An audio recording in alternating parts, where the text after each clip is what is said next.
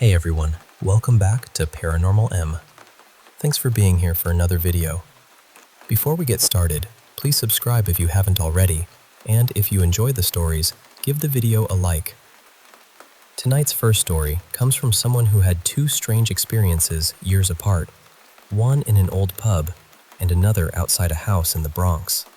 Both moments were different, but they left the same uncomfortable feeling afterward.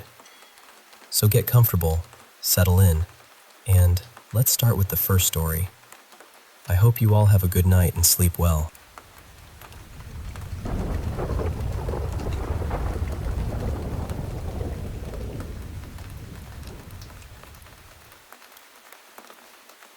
Hey, I want to share two really eerie experiences I've had. Both totally different, but each left me feeling unsettled in their own way. So, grab a seat and let me take you through these moments that felt like something just beyond our usual reality. Alright, first story. This one happened back in April 2016, when I was working as a waitress at this tiny, slowly fading Irish pub and restaurant in Poughkeepsie, New York. The place had this old-world charm, but was hanging on by a thread. I was working the morning brunch to lunch shift that day, and by the time I'd finished all my side work, cleaning tables, wiping down counters, making sure everything was ready, it was still so quiet. Honestly, it was almost too quiet. Usually, I'd just be staring at my phone or doing some schoolwork in the downtime. So there I was, standing at the waitress station. My back was to the kitchen door, which was a heavy wooden door with this little glass window in it. The kitchen was bustling in the background, but I was just casually messaging friends and taking some snaps. You know, just passing time. We weren't quite open yet, maybe about 20 minutes away from the doors officially swinging open to the public. Suddenly, I heard the front doors to the dining room creak open, and the floorboard groaned way across the room, like someone had stepped in. I was in the middle of taking a selfie, just goofing around, and I looked up to see who it was. But when my eyes darted over to the entrance, there was no one. Just empty space. I felt my heart skip a beat. I got up and walked through the dining room doors, down the narrow corridor to the bar area. I asked the bartender, "Hey, did anyone just come in?" She shook her head. "Nope, nobody's been in yet. We're not open for a few more minutes." So I went back to my phone, a little shaken but trying to shrug it off. Then I looked at the photo I'd just taken, and there, in the kitchen door window I'd just cleaned earlier, was a shadowy figure. Just watching me, I guess. At first, I thought maybe it was the cook, but when I went back to ask, he said it was only him back there, and he was shorter than me. I'm about 5'4", and that window is positioned so that to see through it, you have to stand on your tiptoes. So the figure in the glass was definitely taller, maybe around 5'7". I scanned the whole place. Nobody else was there. Just me, the bartender with her big, poofy shoulder-length hair, roughly my height, and the cook, who's a bit shorter. No one fit that silhouette. After the initial shock, I tried to tell myself it was probably just a trick of the light, or my imagination playing games. I've worked late shifts alone plenty of times and have heard whispers, creaks, bumps, things that don't have an obvious cause. But this felt different, like something was watching me. Okay, now on to the second story. This one happened just a couple nights ago. I was hanging out with my girlfriend Mia and her sister in their backyard. Actually, we were sitting in my car, just smoking a few joints. We smoke pretty often, so a few joints are nothing new, just a normal, chill session. It was about 8 p.m., and since we live in the Bronx, New York, the sun had already set around 7, and it was fully dark by then. Mia's sister went inside, leaving just Mia and me. I was rolling another joint, and we were joking, chatting, laughing, all just normal stuff. The backyard has parking for about 4 cars, but they were all empty except the one I was in. I was parked closest to the neighbor's fence on the right side, facing the street, so I had a clear view down the driveway. Behind me was this mesh fence that you can see right through, and beyond that, there's a church. To my right, in the neighbor's yard, there's a little garden you can see into. I'm telling you all this because I had a pretty good view of the entire yard, front, back, and sides. If anyone or anything had come near, I would have noticed.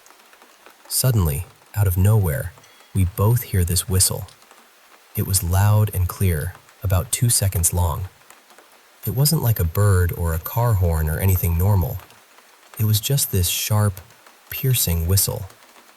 The sound made both of us jump. Mia even scooted over from the passenger seat right onto my lap. But I tried to keep calm. I whispered to her to get back in her seat, and after a few minutes, she settled down. We started talking, trying to figure out what it could have been. Maybe a cat, maybe a squirrel, or even some weird sound from my car. We were trying to be logical about it, dismissing anything supernatural, and then, just as we're talking, it happens again. Right next to Mia's ear, loud and unmistakable. I swear, it sounded like the whistle came from inside the car, right beside her head. My radio was off. The AC was on low because it was a bit chilly, and the windows were rolled up tight. There was no way it was from outside. It felt like whatever was making that noise was trying to get our attention, like it was saying, "I know you're here, and I'm listening." We stayed for another 20 minutes, but Mia was too uncomfortable to stay any longer, so we left. She told me weird things always happen in her house, stuff she's never really taken seriously. But now I'm not so sure. She shared a few stories from when they were kids. They used to play hide and seek, and Mia, who's 22, would hide in her sister's closet. Sometimes, she said, she'd see this pale little girl hiding there with her. The girl never gave off any bad vibes, just sort of there. Mia never bothered her. When I asked if she ever thought it was strange, she said she was probably too young to really think about it back then. Her brother also remembers seeing a little girl running down the hallway once. At first, he thought it was one of his sister's friends, but when he checked, no one was there. Both Mia and her sister confirmed they didn't have anyone over that day. And then, about a month ago, Mia was up late, around 11 p.m., sitting in the living room. She heard someone in the kitchen, like they were taking out stuff to make tea, but when she went to check, the kitchen was empty, and the tea stuff was left out on the stove like someone had just walked away.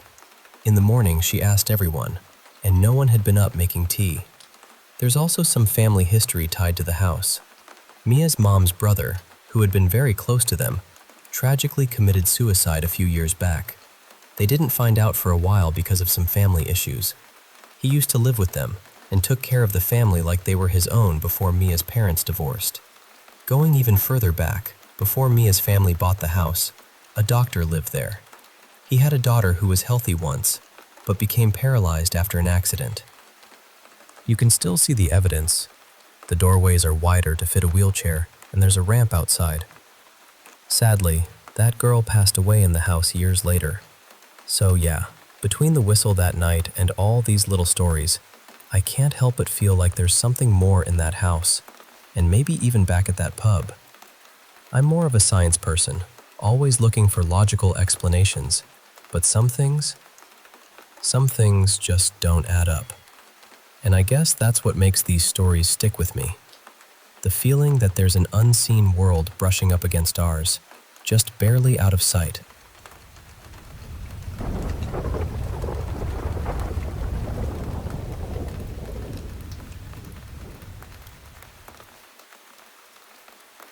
Hey, I want to tell you a story. One that's been with me for years. A story about a lake, a boy, and the deep, cold darkness that calls to you when you least expect it. So picture this, Chundar Lake. It's this quiet, almost secret place, tucked away where the trees crowd close around the road like they're guarding it. When my mom and I first arrived, the sun was barely making its way through the canopy overhead, dappling the rocky path with little flickers of light.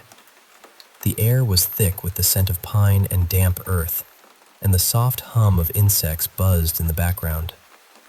I was just 12 then, and honestly, there was nothing that thrilled me more than testing the edge, flirting with the unknown depths of that lake.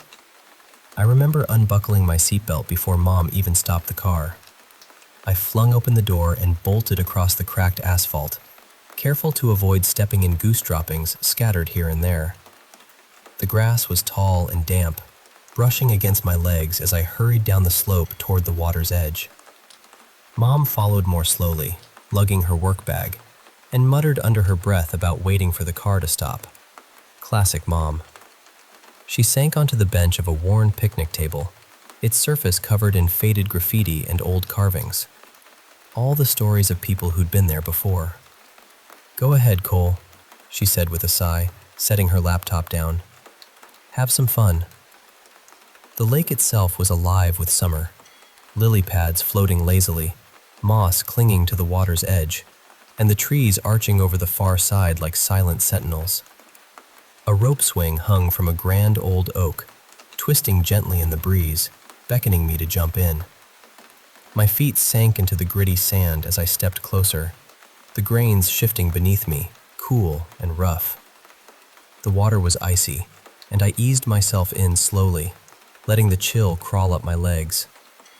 Sometimes it felt like the cold was reaching right into my bones. Shadows flickered beneath the surface, and when I stomped my foot, startled fish darted away in a cloud of dust. The goggles on my face pressed tightly, digging into my skin until my head buzzed with the pressure. I waded deeper until the water kissed my chin, cold and alive around me. Mom had already drifted off, her head resting against her keyboard, soft snores filling the quiet.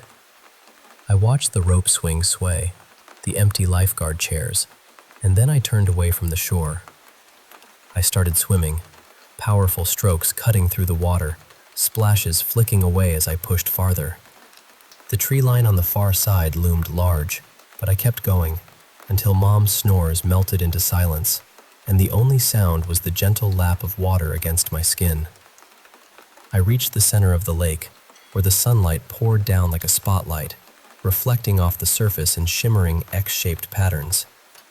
It was like a treasure map marking some hidden secret beneath. I fiddled with my goggles, untangling my hair from the strap, the bright red plastic a stark contrast against my sun-kissed skin. I dangled them from my finger, then let them slip into the water, watching as they sank slowly into the depths. 1, 2, 3. I counted softly, then ducked my head underwater. My eyes stung, adjusting to the gray-green murk. The goggles drifted down past my knees, and I kicked to catch them. Success. I repeated this a few times, counting higher each time, holding my breath longer, plunging deeper into the silent, cold world beneath. But then, something changed. As I reached down to grab the goggles again, the lake floor seemed to shift. It wasn't just sand anymore. It was skin. Pale, wrinkled, peeling skin stretched out before me, attached to a bloated, waterlogged boy. His stomach was swollen, his fingers fat and peeling, lips purple and stuck together from the water. Black veins like ink ran through him, the last touch of starlight making him glow like some ghostly angel. I reached out for my goggles, and for him. His eyes snapped open, wide, watery, filled with a terror that echoed through the water. "Cold!" he screamed, a warped, gurgling sound that twisted in my ears. Water surged into my mouth and I gagged, coughing up the lake's filth. The boy writhed slowly, his torn fingers reaching for me, grasping my ankle. I could feel his cold, clammy skin against mine, dragging me down, pulling me into that endless dark. "Cold! Cold!" he cried, the desperation in his voice chilling me to the bone. Panic gripped me. I kicked, thrashed, desperate to break free. I jabbed my fingers under his hands and kicked his ballooning stomach. The boy slipped away, swallowed whole by the abyss below, his dark hand reaching out for the warmth I'd left behind. I kicked towards the surface, lungs burning, heart pounding madly. The sunlight was a distant glimmer, a fragile thread pulling me back to life. I broke through the water, coughing and gasping, but Mom didn't stir, her head bowed over her laptop like a fragile statue. My screams bounced off the water, unheard, swallowed by the vast lake. Years later, I lay in my hotel bed, grown now, the city's hum outside my window a dull roar.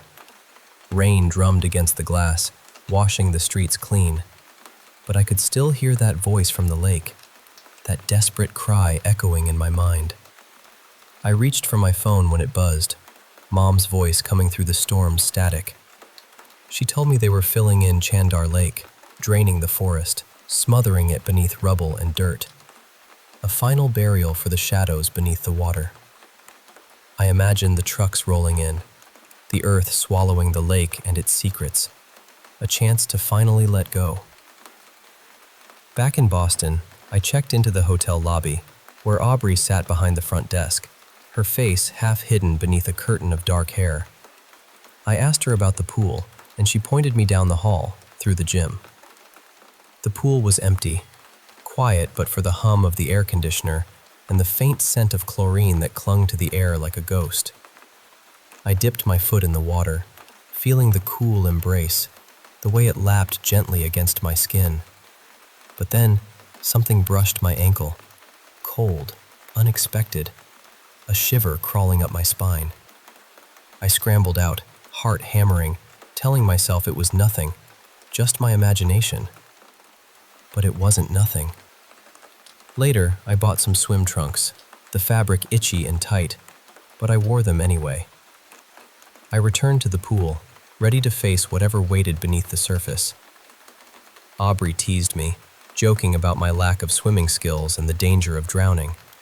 But I was serious. This time, I wanted to confront the past. The pool was silent, the water still and waiting. I edged into the deep end, the cook water wrapping around me like a shroud.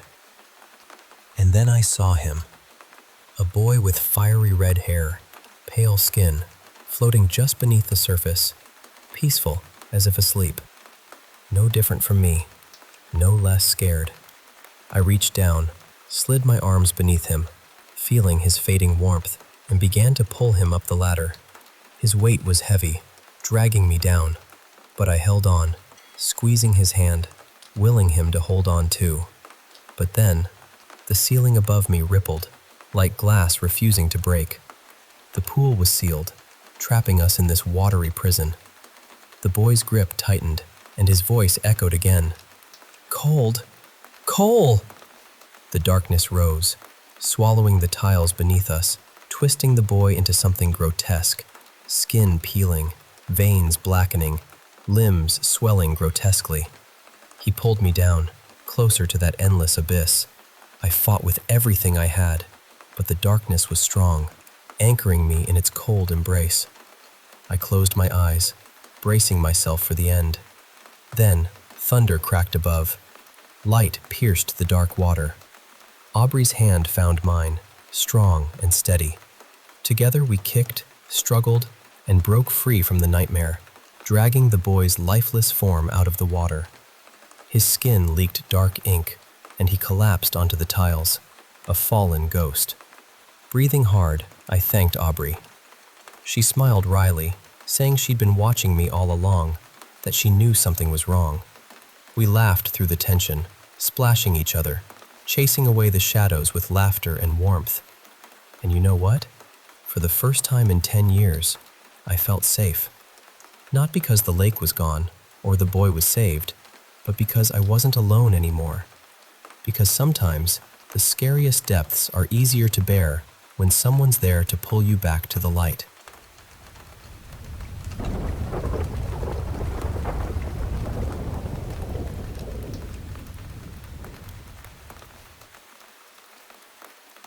Hey, come sit with me for a bit.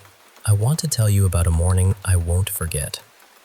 It started like any other day on the edge of this little town, where my chickens gather tight around the coop door, their soft clucks and urgent cries begging to be set free. I reach over, undo the old rusty lock, twist the bar upright, and swing the door open.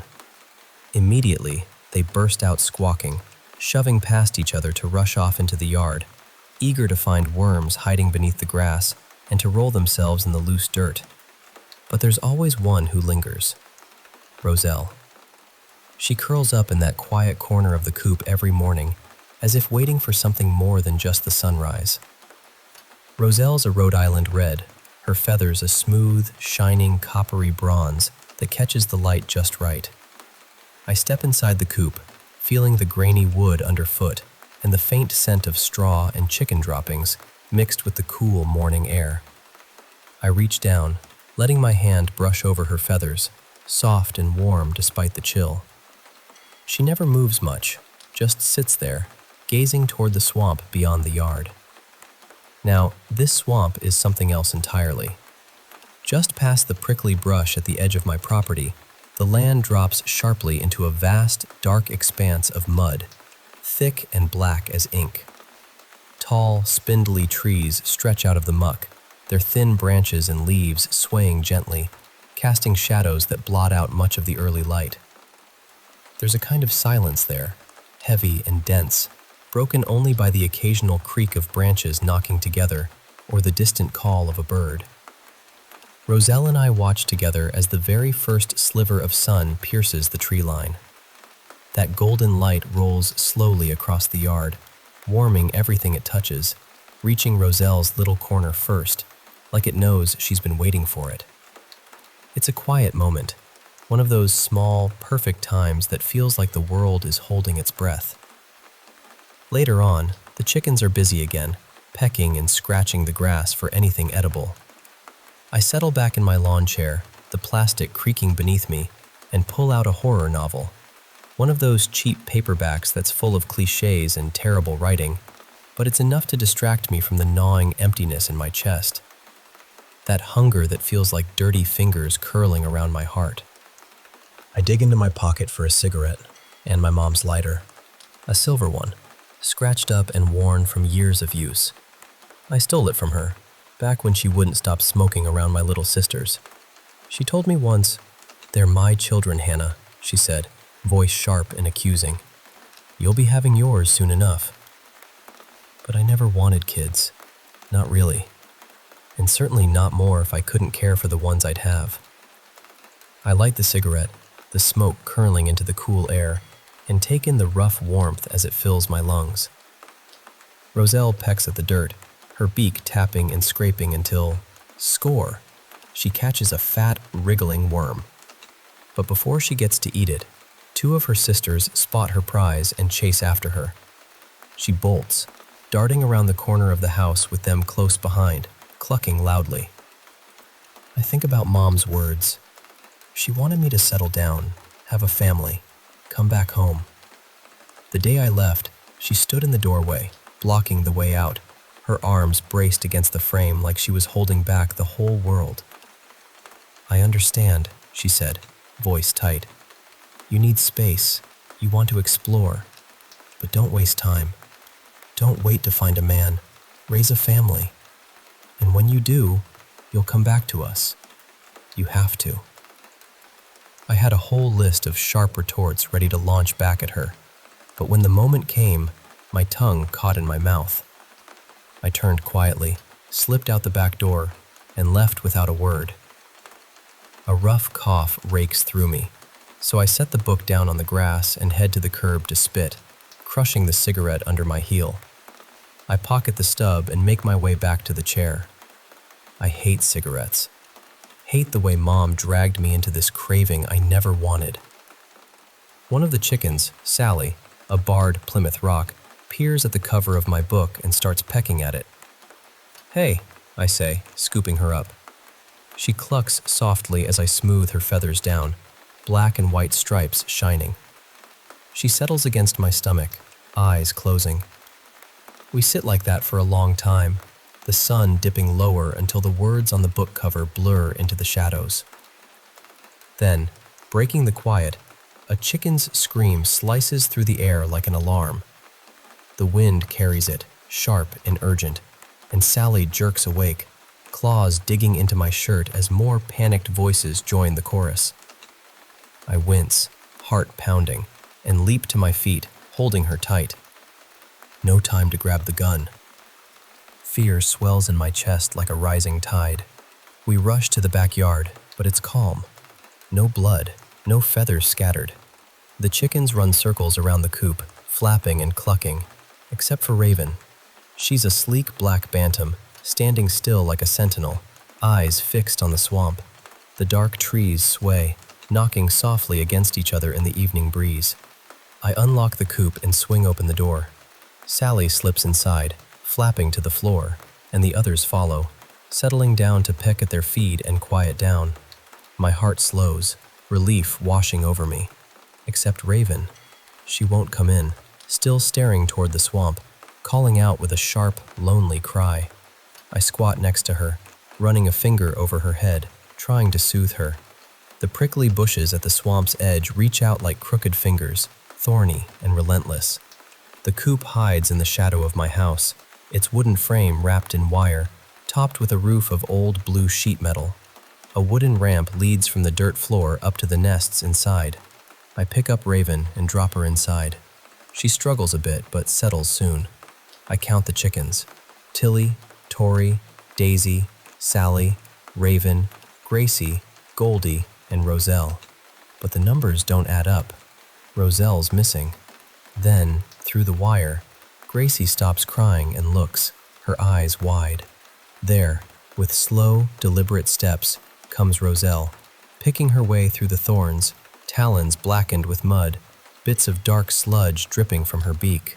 I watch her pass by, quiet and cautious. Until now, the girls have kept clear of the swamp's edge. I always keep a watchful eye, ready to fend off any fox that dares to come close. But I can't protect Roselle if she wanders into those thorns, disappears into the shadows beyond. Roselle ignores the feeder and climbs the ramp. Not hungry today, it seems. She slips through the small door into the nest, thudding softly onto her perch. I hear the rustle of feathers as she settles in for the night. I grimace, remembering the times I've locked myself away upstairs, shutting out the world. I tuck the book under my arm, fold up the chair, and slide it into the shed. I make a last pass by the coop, my boots sinking into something soft on the ground. Chicken droppings, maybe? But no. There's a hole dug into the dirt, pressed against the coop's wall. Someone's been trying to burrow in. My throat tightens, and I kick the dirt back into place, stomping hard. The swamp seems to shiver and creak, thick flies buzzing at my neck, daring to land. I think, it's time for a fence. Later, wrapped safe beneath heavy blankets, legs curled tight and arms hugging my knees, I close my eyes. But the dark doesn't bring peace. Instead, shapes form, something rising out of the swamp. A woman, dripping with thick, sticky mud, clawing through the thorns. She presses herself against the coop, her long, filthy nails slipping through the wire. I shrug off the covers and fling open the window. The warm night air rushes in, but the swamp breathes its eerie whistle, its shadows alive and restless. I grab the shotgun and the box of shells from under the bed, set them ready by the wall. Sleep escapes me. I listen to every sound. Morning comes, slow and gray. The sun hides behind the trees, the canopy overlapping like a shuttered window. My head throbs and my stomach growls. Time for breakfast, maybe fresh eggs if I'm lucky. Slipping on my boots, I step outside. The chickens are already pecking at the feeder, all except Roselle. She's usually the first, pushing her way past the smaller bantams. Today, they don't have to fight her for a spot. I prop open the nesting box's side flap. There, cramped in the corner, is Roselle, her head tucked under her wing. I reach in, smoothing her feathers, then gently nudging her aside. She whines and snaps at my fingers, biting softly. There's an egg beside her, but something's wrong. It should be a warm caramel brown, but this one is dark crimson. Soft to the touch, the shell gives way under my fingers, sticky and pulsing with heat. I wipe it with my sleeve, but the color stains, refuses to lift. Roselle shrieks, claws digging into my hand, drawing tiny pinpricks of blood. This town is small, and the nearest vet is over 2 hours away. I pace the yard, my mind racing as I make an appointment for the next day. But why? Roselle's young and strong. My eyes are drawn to the burning light filtering through the canopy. Worry crackles in my mind like static as I turn up the stove. 2 fresh eggs crack into the pan, yellow and bright. But my gaze keeps drifting back to the crimson egg. I don't own a rooster, so it can't be fertilized. But it feels alive, somehow. Its surface soft, almost like skin. I tap it against the pan's edge. Nothing. I press my fingers into the membrane and tear it open. A foul brown goo oozes out, splattering into the pan with a sickening plop. The stench hits me like a punch, putrid and overwhelming. I clamp my hand over my mouth, fighting the urge to vomit. The yellow eggs lose their color, merging with the brown sludge into a thick, muddy mess. As the pan heats, bubbles rise and pop, the goo warbling and shrinking until only steam remains. The pan's empty. Nothing cooks here.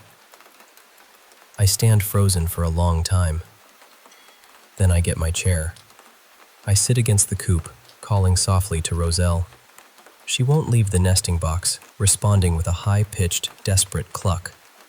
Egg after egg she lays, and by evening she's resting atop a pile of 4 crimson eggs. She won't even jump up to perch with the others. "It's going to be okay," I whisper, scratching her head gently. "We'll get you checked out tomorrow." I kiss her softly and lock the coop, wiping tears with my sleeve. Darkness rolls in from the swamp, thick and suffocating. I light a cigarette with Mom's lighter, the smoke curling into the night sky, blotting out the stars. I lie in bed, soaked with sweat, still wearing my jeans. The window's open, but the blankets cling to my damp skin. I listen in the dark, straining, until murmurs seem to rise from the trees, carried on cold gusts through the curtains. Sleep slips away, and suddenly I'm somewhere else. My old bedroom. Posters peeling at the edges, a desk cluttered with books and pencils. A knock at the door. Long, scraggly fingers rapping. "Hannah!" The voice screams, and Mom stumbles in, smelling of alcohol, sweat, and something else, something raw and bitter. She leans over me, wrapping me in a suffocating embrace. "You need to make more, Hannah," she slurs, swaying. "Make more. Little grandbabies for me, won't you?" I try to pull free, but she pins me down, her breath hot and sour against my skin. "Make more," she repeats, voice harsh and broken. I can't tell if it's real or just a nightmare, but the chicken's cries cut through it, sharp and painful. I leap from the bed, grabbing the shotgun, stuffing shells and my phone into my pocket. The shotgun feels heavy as I race through the dark house and burst out the front door. The cold air bites at my skin as my girls scream and flap around me. I round the back corner, shotgun ready, shouting, "Who's there?" My foot pounds the earth, kicking up dust. At the coop's edge, a pile of dirt reveals a hole dug beneath the frame. In the corner, a fat raccoon cowers, its grimy paws clutching the wire. "Bastard!" I shout, kicking the wire hard. The raccoon trembles but doesn't run, curling into a tight ball. "Come on, little guy," I say softly. "What are you so afraid of?" Then I realize what I hadn't before. The night is alive with a fierce wind, but the trees stand still, the swamp silent. I turn and see it, a living shadow, darker than night itself, swallowing the prickly brush as it moves closer. From its side, a long, sludge-covered limb lashes out and crashes through the coop wall. The impact knocks me back hard. I hit the ground, my head striking the wood with a sharp crack. The chicken's screams echo into the swamp's depths. Through blurry eyes, I watch the slimy darkness sink beneath the coop. reaching out with dripping fingers toward the raccoon. It snarls and struggles, but the muddy grasp is unyielding. Then a black tentacle slides from the limb's palm into the raccoon's mouth, splitting its cheeks as the mud invades, peeling it open like an egg cracking on a pan's edge. From the broken creature emerge 3 wriggling forms, unborn raccoons, glowing the same bloody red as Roselle's eggs. The monstrous mass crushes the tiny bodies, black mud oozing from their eyes and mouths, flowing back into the creature, which grows larger, swallowing more of the night. This thing, the sludge from the eggs, the swamp itself, now creeps through the coop door. The ground spins beneath me as I try to rise, but I falter, falling to my knees. Helpless, I watch it grasp the crimson eggs, then Roselle herself, pulling her into its slimy torso. She thrashes and cries, head jerking wildly. The wet fingers trace her back, as if trying to soothe her. My hands tremble, shotgun shaking in my grip. I can't bring myself to shoot. What if I hit Roselle? The monster retreats down the path, vanishing into the shadows. A warm, wet trickle runs down the gash on my head. I touch it, fingertips stained red. Pain bursts through me like nothing I've ever felt. But I move, because Roselle can't. Because she's family. Blood seals my fingers to the shotgun's wooden barrel. Wobbly legs pushing me up, I stagger into the swamp's dark heart. The canopy swallows the sky. Trees loom like silent giants. A snaking vine snags my ankle, tearing through skin as I stumble on. My socks soak with cold mud, sinking deep, dragging me down. Hornets swarm, stinging, and brambles tear at my skin. Blood mixes with dirt as I keep going, deeper and deeper until the mud reaches my knees. A faint crimson glow pulses ahead. All around, the bog stretches like an ocean, sucking life from my skin. Half-submerged animal corpses litter the muck. Rabbits, foxes, birds, crushed and stained with tar-like sludge, just like the baby raccoons. Roselle's cries ring out, sharp and raw. I push further until I find the towering mound hunched over her, squeezing the life from her in its sloppy, misshapen fingers. From a twisted limb, a black tentacle writhes toward her beak. "No!" I cry, forcing my legs through the heavy mud. The creature turns, its hollow scream echoing from within. I raise the shotgun, aim low, and fire. The shell blasts out, shrapnel tearing through the writhing mass. But as the ringing fades, the holes close up, flesh knitting back together. Roselle flaps wildly as the muddy tentacle slides into her beak. I pull the trigger again, but before I can fire, a heavy mass shoots from the creature's side, ramming into my arm.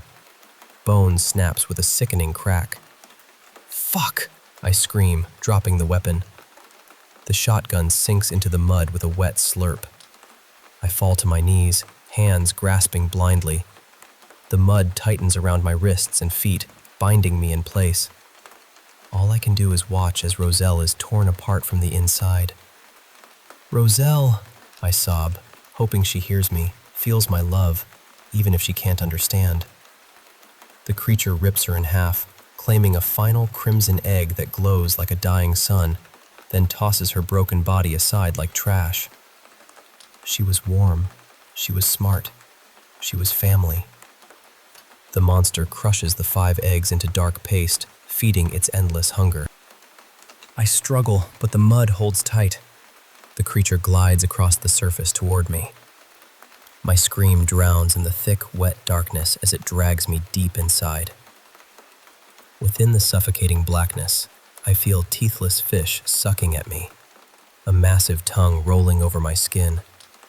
Fingers pry my lips apart, forcing me to take in the poison. The mud slithers deep, wrapping around my lungs, filling me with infected waste. I choke, can't breathe, taste rot and decay as my own body fights itself. I don't want to die, don't want to bring this darkness into the world. I try to scream, but no sound comes. I try to move, only fingers twitching. My lips start to peel. The flow intensifies. I think of Roselle, her soft feathers, her fierce claws, her screams. Pain blooms in my broken arm and the gash on my head burns fiercely. My heart races against the darkness. And then I remember Mom. All the things I never said. I focus every ounce of strength into my fingers, reaching blindly into my pocket. My fingers close around the lighter. Click. Click. A small flame bursts to life, flickering in the black. The creature warbles, its flesh bubbling and boiling. It recoils, shrinks away, melting back into the swamp's depths. I cough, hacking up thick, wet mud. The sweet night air fills my lungs at last. Silence falls. Then the trees shake once more, drowning out my sobs as I stomp and kick at the mud. Holding Roselle's broken body close, her feathers matted with blood and dirt, glowing faintly like fading embers, I whisper, "I'm sorry." I carry her back to the coop, laying her in her favorite corner where the sun will find her first. The other chickens begin to stir, dropping from their perches at the sound of my quiet weeping. I reach inside, hugging each one gently, feeling their soft warmth. Then I gather them all into the car, driving a little way down the road. My body aches as I trudge back to the house, to the swamp. Something dark and heavy is growing inside me now. But God's help me. I'm going to try to burn it out.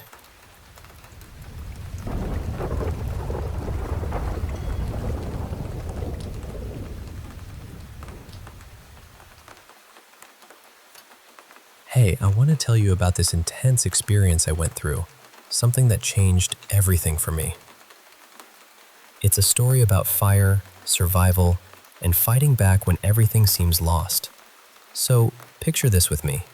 I'm standing there, heart pounding, hands trembling as I pour gasoline over the thorny brush, the scraggly bushes, and the thick trunks of the trees.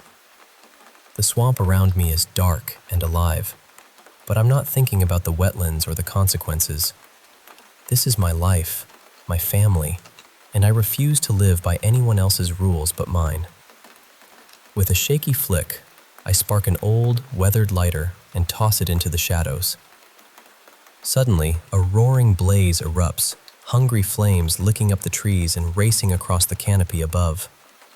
The fire spreads like a living thing, jumping from one patch of brush to another, inching closer to me. It reaches the lawn, the coop, and then the house itself, engulfing it with a scorching, licking tongue of flame. The night air feels like it's boiling, the heat intense and unforgiving. I take a deep breath, the smoke thick in my lungs, and then I step down the path into the swamp. The flames cast a fiery red glow, brilliant and proud, like a fierce spirit named Rosanna. The fire lights my way, and I walk forward, determined. Fast forward to a place called Van Winkle's Nursing Home. It's my last week of high school, or at least it was supposed to be. I had this odd little game going on in my head, where every time I did something for the last time, I made a mental note of it. Like my last concert in that cramped, stuffy auditorium, or my final bite of those dry, flavorless chicken patties from the cafeteria. Even my last trip to the bathroom, where I'd stand at those awkwardly low, round urinals that always managed to splash back just enough to make you cringe. The final bell rings, sharp and shrill, and I realize I'll never hear it again. Through the bus window, I watch the school fade away until it's just a memory. When the bus screeches to a stop, I stand up, weaving through underclassmen who are lazily dangling their legs across the aisle. At the front, I thank the bus driver with a nod and step down the last few steps onto the street. The bus rumbles on, passing a sleek white car before it turns the corner and disappears. I'm about to plug my earbuds in when, suddenly, a thunderous roar fills the neighborhood. Out of the corner of my eye, I catch a flash of white speeding toward me. There's no time to move. The car clips the curb and hits me hard, sending me sprawling across the concrete. Pain explodes across my skin, hot and raw like molten lava, sharp and biting like steel. I gasp for breath, certain this will be my last.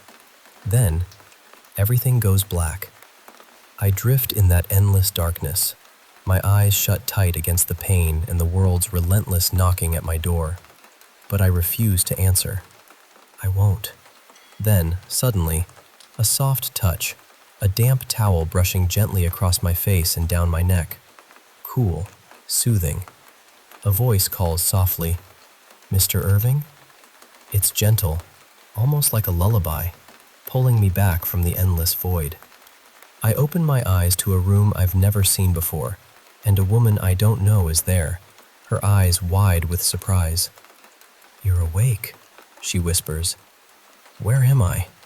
My voice is hoarse, my throat raw as I try to sit up. But pain shoots through my chest, arms, and legs like fiery white-hot needles. Everything aches. She introduces herself as Miss Judith, my caretaker. She explains with a calm kindness that my muscles have wasted away, that I'm fragile and need to rest. The room is bathed in a warm yellow light, with the hum of a ceiling fan stirring the air. The scent of bleach hangs faintly, mingling with the sterile white tiles and the faint dark patches of mildew in the corners. Blue curtains shield a window to my right. I try to piece together what happened. I remember the car crash, Marcast of school. Miss Judith tells me I made the news. The weight of it all settles in when I ask about my parents. "They visit every day," she says softly. "But they passed away years ago." Her words hit me like a punch. That can't be right. They were supposed to be driving with me to New York this summer, to see the city before college. How could they be gone? Tears prick my eyes, and she gently wipes them away with her towel, her blue eyes full of sympathy. She kisses my forehead, cold and soft, and whispers, "Welcome to Van Winkle's nursing home, Mr. Irving." But I'm not Mr. Irving. That was my father's name. I'm just Will. I touch my skin, feeling it loose and dry, stretched too far over this fragile, frail body. I groan, rolling to my side as sharp cracks echo through my spine. Near me stands an IV drip filled with a thick white liquid slowly feeding into my veins. On a small table, a single fake flower sits in a glass vase. I shuffle closer and catch my reflection. Bald, pale, and old. It's me, yet it isn't. Memories flood back of my youth, of dreams to travel, to study film, to make a mark in the world. But all that feels like a lifetime away. This room, this place, is my prison now. From behind the curtain, an old man's voice croaks, "You heard her, didn't you? It's a miracle." He laughs, a creaky, unsettling sound like an old rocking chair swaying in the wind. I ask him what year it is, but he just chuckles and says the world outside has probably gone to hell.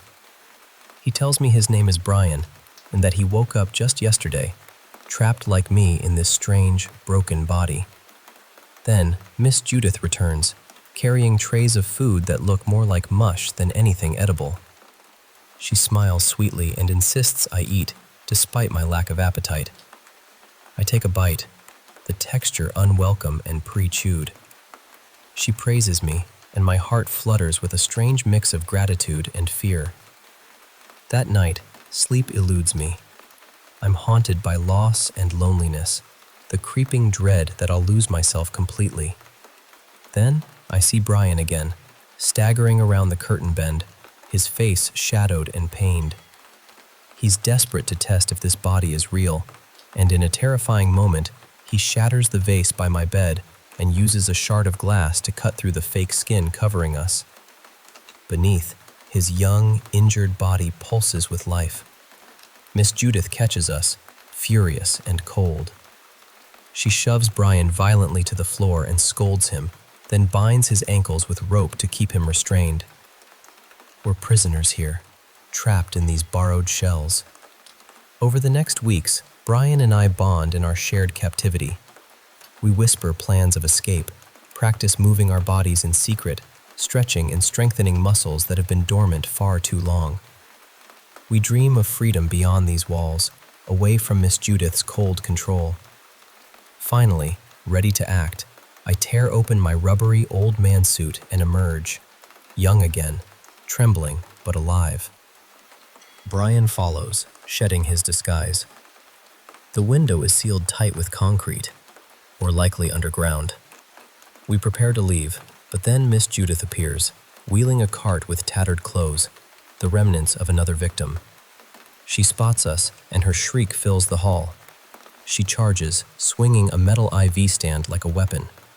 Brian is hit hard, collapsing, and I'm slammed against the wall, pain exploding in my chest. I fight through the agony, grabbing the metal rod and wrestling her to the ground. Holding her by the ponytail, I drive the shard of glass into her neck. She goes limp, her nurse's uniform stained crimson. I catch my breath, gather Brian's battered form onto the cart, and push through the dim corridors toward freedom.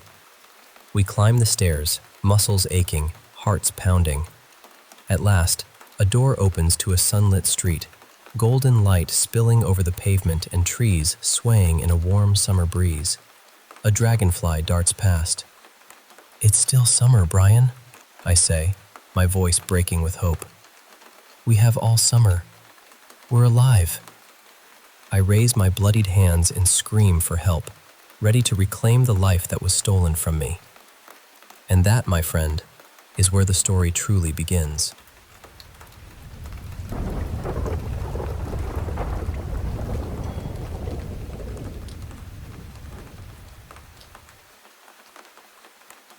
Hey there.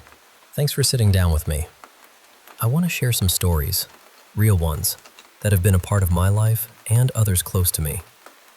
They're about encounters that are hard to explain, moments when the veil between the ordinary and the uncanny seemed to thin. So, make yourself comfortable and let me take you through these experiences, one by one. Let's start with a story about a house that changed everything for my family. About a year ago, my dad, my sister, and I began working on my aunt's second home. We initially lived right there, surrounded by the construction dust and the echo of our progress. But slowly, the house started to feel off. It began with small things, the kind of things you try to shrug off. My dad checked the attic early on and noticed 3 old Art Deco tiles carefully placed on a windowsill. When I went up later, I found those same tiles lying face down on the floor. Dad swore he hadn't touched them, and no one else had been there. There was a dead starling nearby, so I figured the poor bird had flown in, crashed into the window, and knocked the tiles over on its way down. But the attic was strange beyond that. The floor was scattered with dead woodlice, though I never spotted a single living one. It was eerie, and I couldn't shake the chill that crept in up there.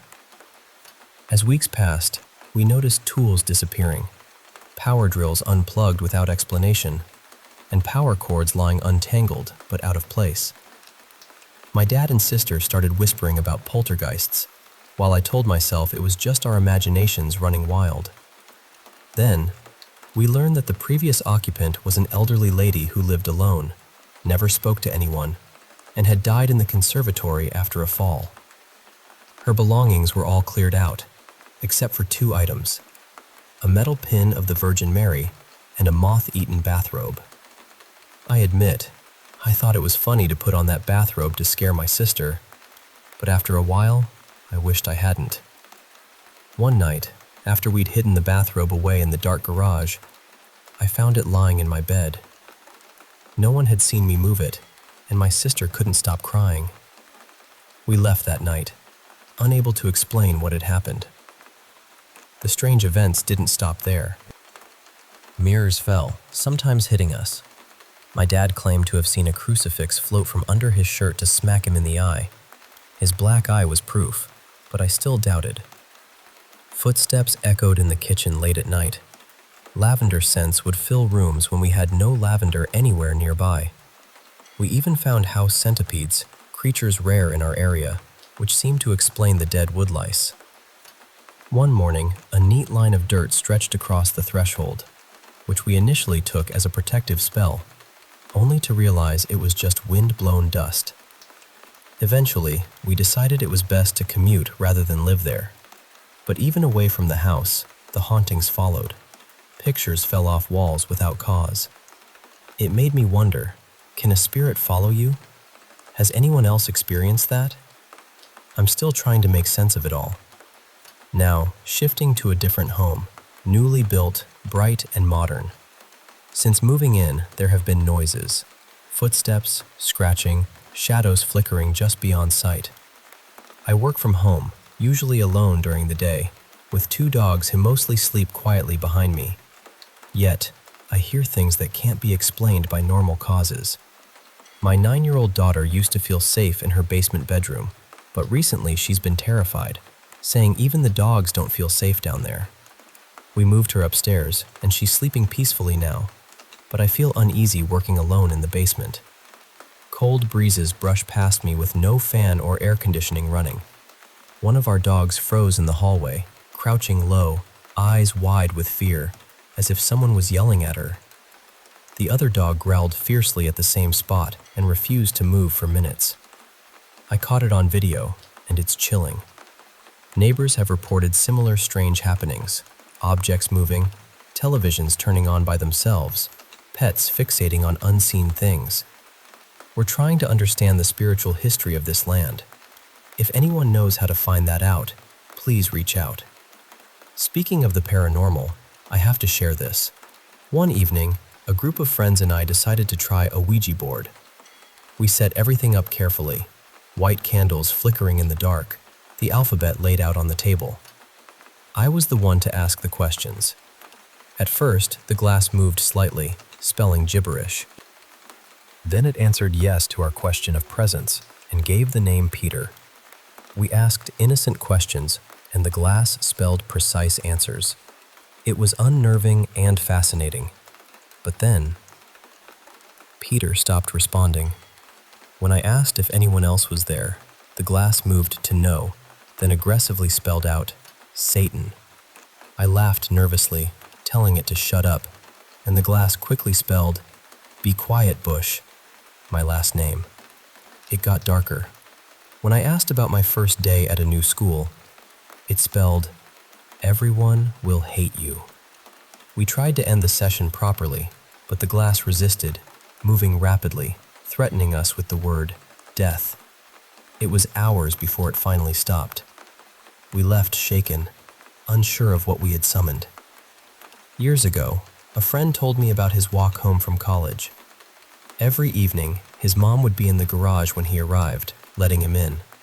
One night, he saw her in the garage, but when he called out, she turned and went inside, closing the door. Confused, he called his brother to come let him in. Inside, he found no sign of his mom. His brother was playing video games. The figure he saw was gone. He'd seen it clearly, not just a shadow. Later, his grandmother found an old glass jar wrapped in strange papers, buried with a plant from their family home.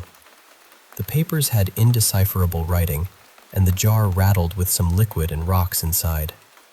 She called it witchcraft and insisted they call a priest to cleanse the house. The jar was never opened, and the mystery remains. Another strange one. My girlfriend first heard a toy's melody playing at night, like an old ballerina music box spinning its tune.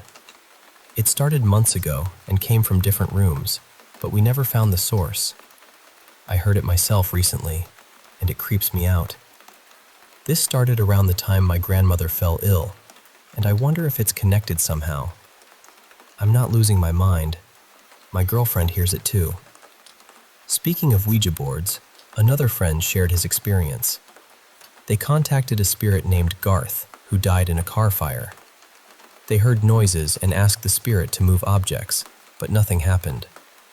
As they ended the session, the planchette resisted their goodbyes, moving in wild circles and sticking to the board. It took all their strength to move it off, and afterward, two of their friends experienced tragedies. One lost a partner, another was in a severe car accident.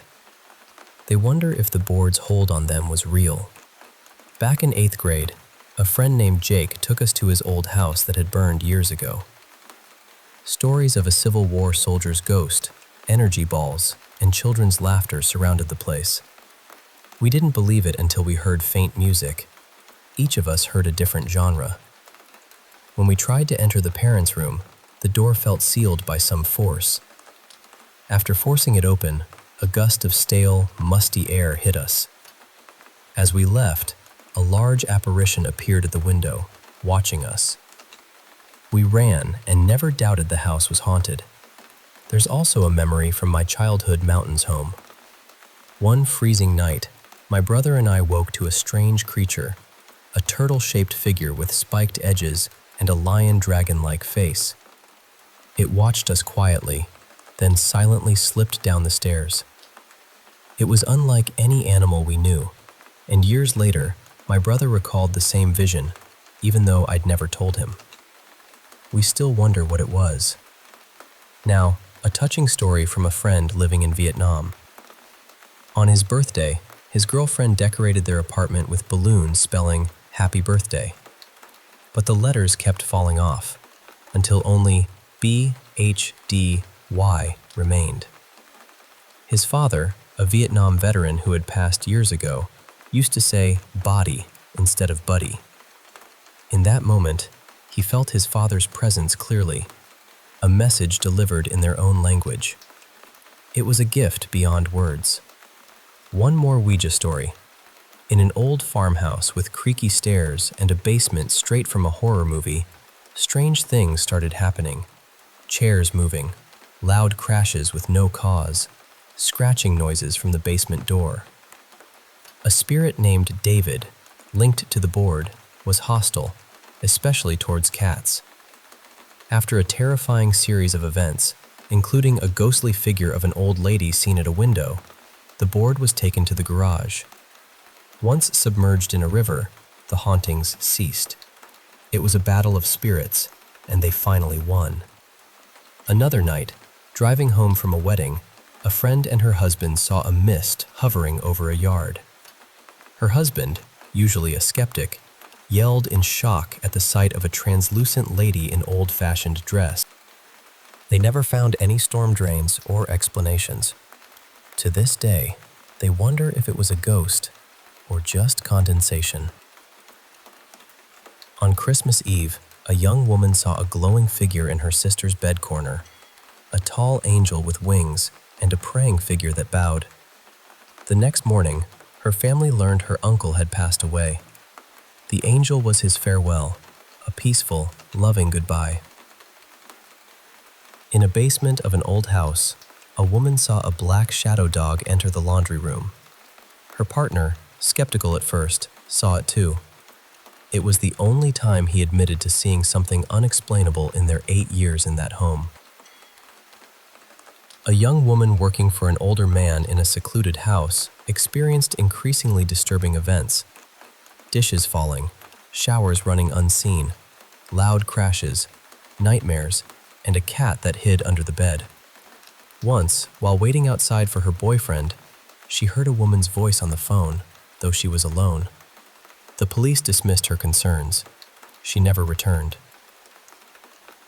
A nurse in an assisted living facility reported feeling watched, especially at night. One November evening, while outside with a coworker, she saw a tall man in black with a top hat standing silently behind a window. When she looked away and back, he vanished. Finally, a man shared a chilling encounter with what could only be described as a doppelganger. After a vivid dream, he woke to his wife lying across his legs, smiling oddly, her hair down instead of in a bun, her clothes swapped. She tickled him with sharp nails, her smile wider than normal. Terrified, he woke again, this time to his real wife curled beside him and their black cat. 2 others had seen this wicked version of his wife. It was as real as anything. These stories, each a thread in the tapestry of the unseen, remind us that not everything is as it seems. Whether spirits, shadows, or echoes of the past, they reach out in ways we can scarcely understand. Thanks for listening, and if you have experiences like these, I'd love to hear them. Until next time, stay curious and keep your heart open.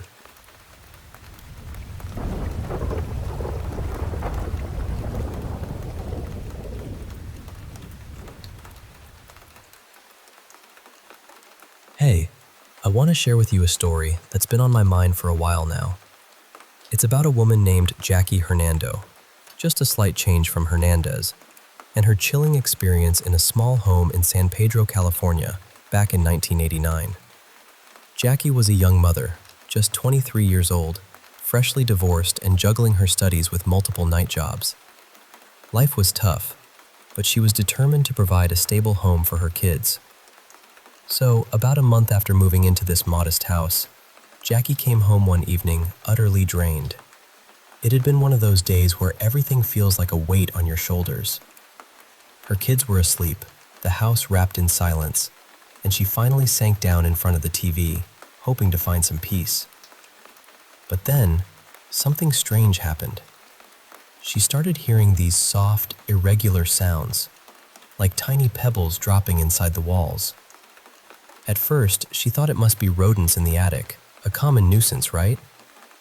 She muted the TV and pressed her ear against the wall, trying to catch the source. But then, out of nowhere, she heard footsteps, slow, deliberate, echoing somewhere above. The sudden sound made her jump away from the wall, and as if on cue, the footsteps stopped.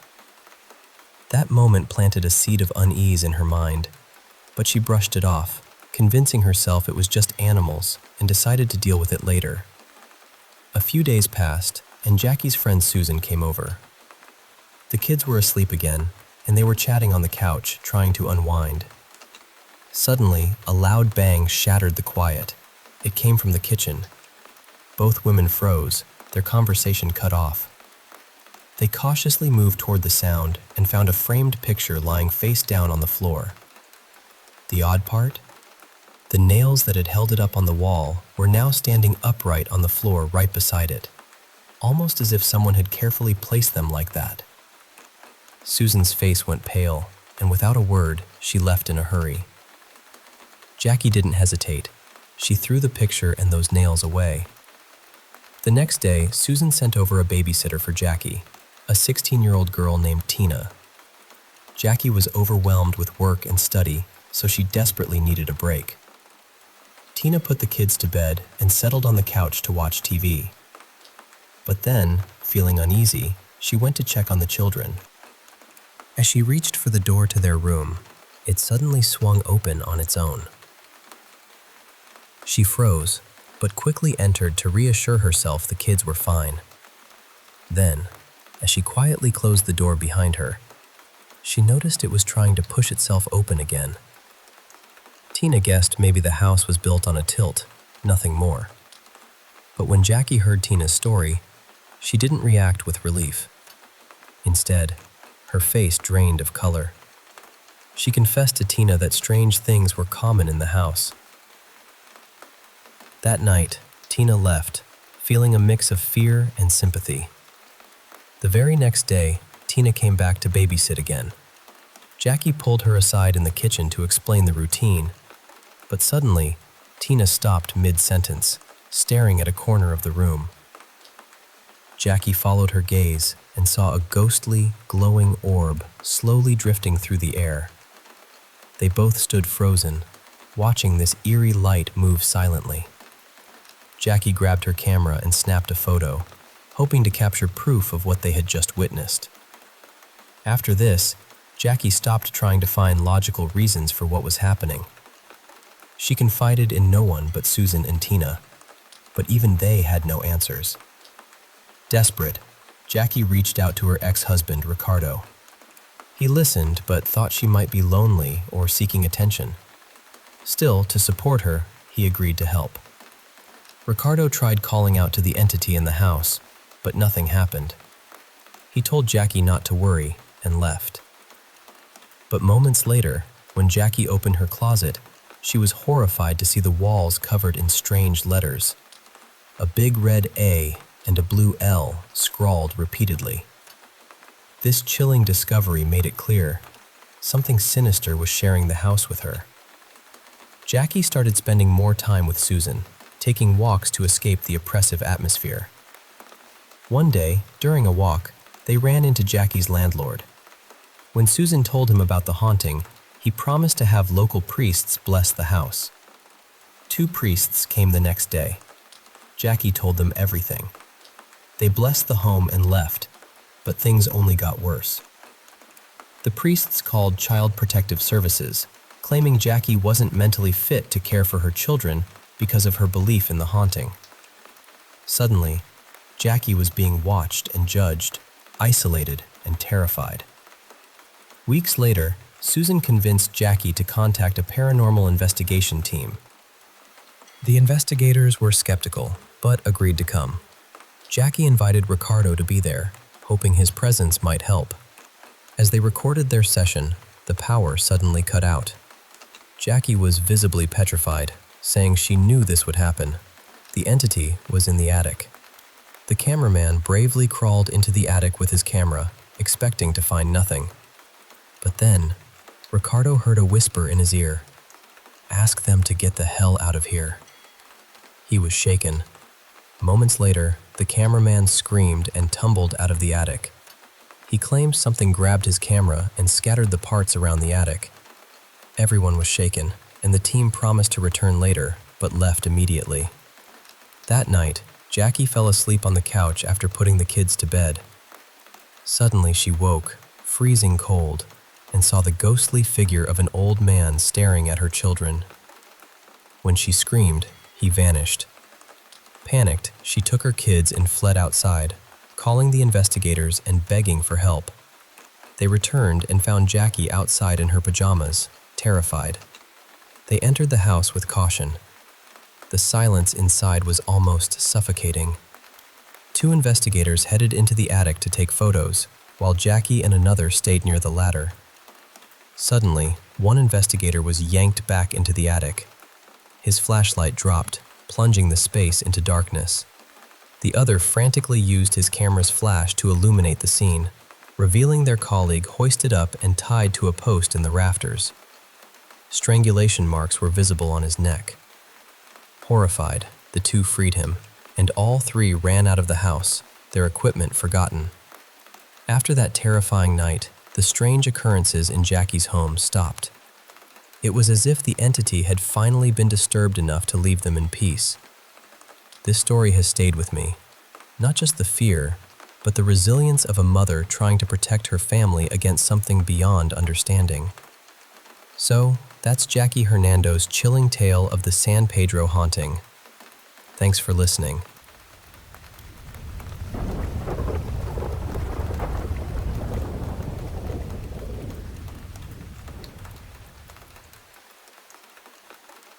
Hey, I want to share with you a story about a family who thought they had found peace in a charming little house, only to discover something far more unsettling lurking within its walls. It's a bit long, but I promise it's worth hearing every detail. Back in 2006, Susan Lewis and her daughter Jame moved into a cozy little house in Southern California.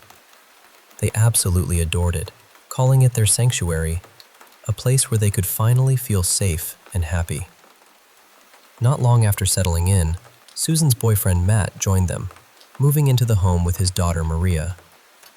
Maria and Jame were the same age, and they quickly became close, enjoying each other's company as best friends do. For a while, life was peaceful. The sun would warm the pool where the kids played. Laughter echoed through the rooms, and it felt like nothing could ever go wrong.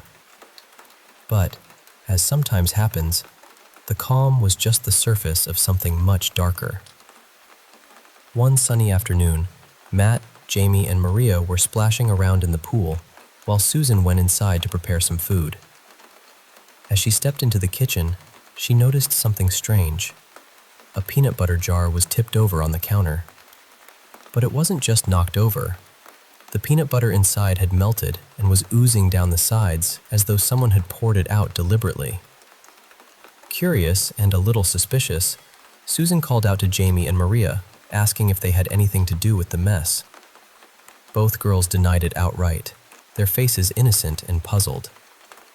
Susan, suspecting one of them might be hiding the truth, but not wanting to ruin the happy mood, cleaned it up quietly and went back outside with the food. That evening, when the family returned inside, they found something even stranger. Items were rearranged in bizarre patterns all over the house. In the bathroom, shampoo bottles were stacked one atop the other in a precarious tower, and hairbrushes were laid out in a perfect star shape. The microwave was stuffed with random canned goods, and even some of the kids' stuffed animals. Under the kitchen sink, cleaning supplies were lined up on the floor by height, and the walls were smeared with strange liquids mixed with soap and shampoo. This eerie disarray made everyone uneasy. The family started to wonder if someone had broken in, but when Matt and Susan searched the house with cameras, they found no one. Tensions rose, and fingers were pointed. Matt suspected Jame, while Susan thought Maria was behind it. Instead of finding answers, this mistrust led to arguments, with blame thrown around instead of calling the police or seeking help. A week later, things escalated. Maria was in Jame's room, focused on her homework, while Jame sat nearby sipping coffee. Suddenly, Jame needed to use the bathroom.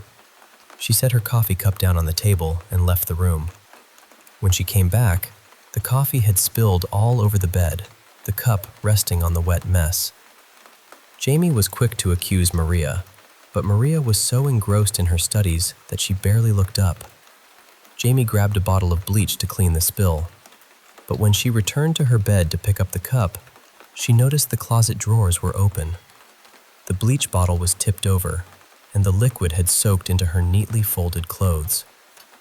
Jame, frustrated and scared, shouted at Maria again. Susan heard the commotion and hurried in. As she entered the room, a picture on the wall suddenly crashed to the floor.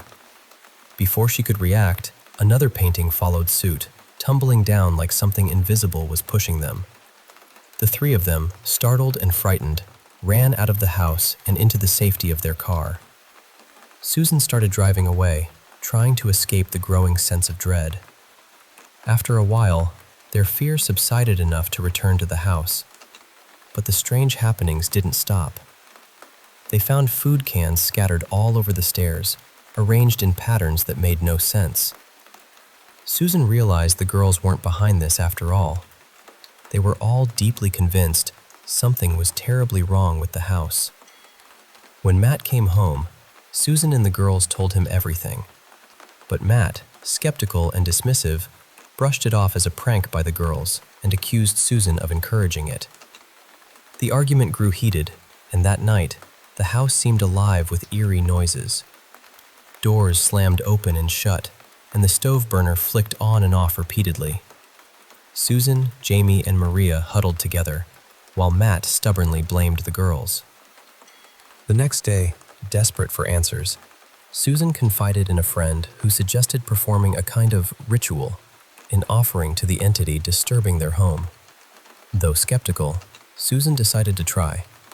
She wasn't sure exactly what to offer, so she crafted a small cat figure and placed it on the table, surrounded by lit candles.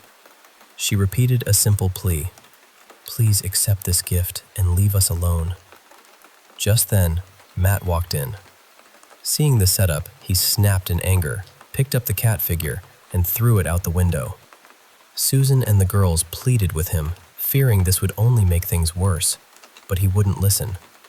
To their shock, the cat figure reappeared on the table as if by magic. Matt, still refusing to believe in anything supernatural, smashed it on the floor. Later that night, Jame went into the kitchen for a late-night snack.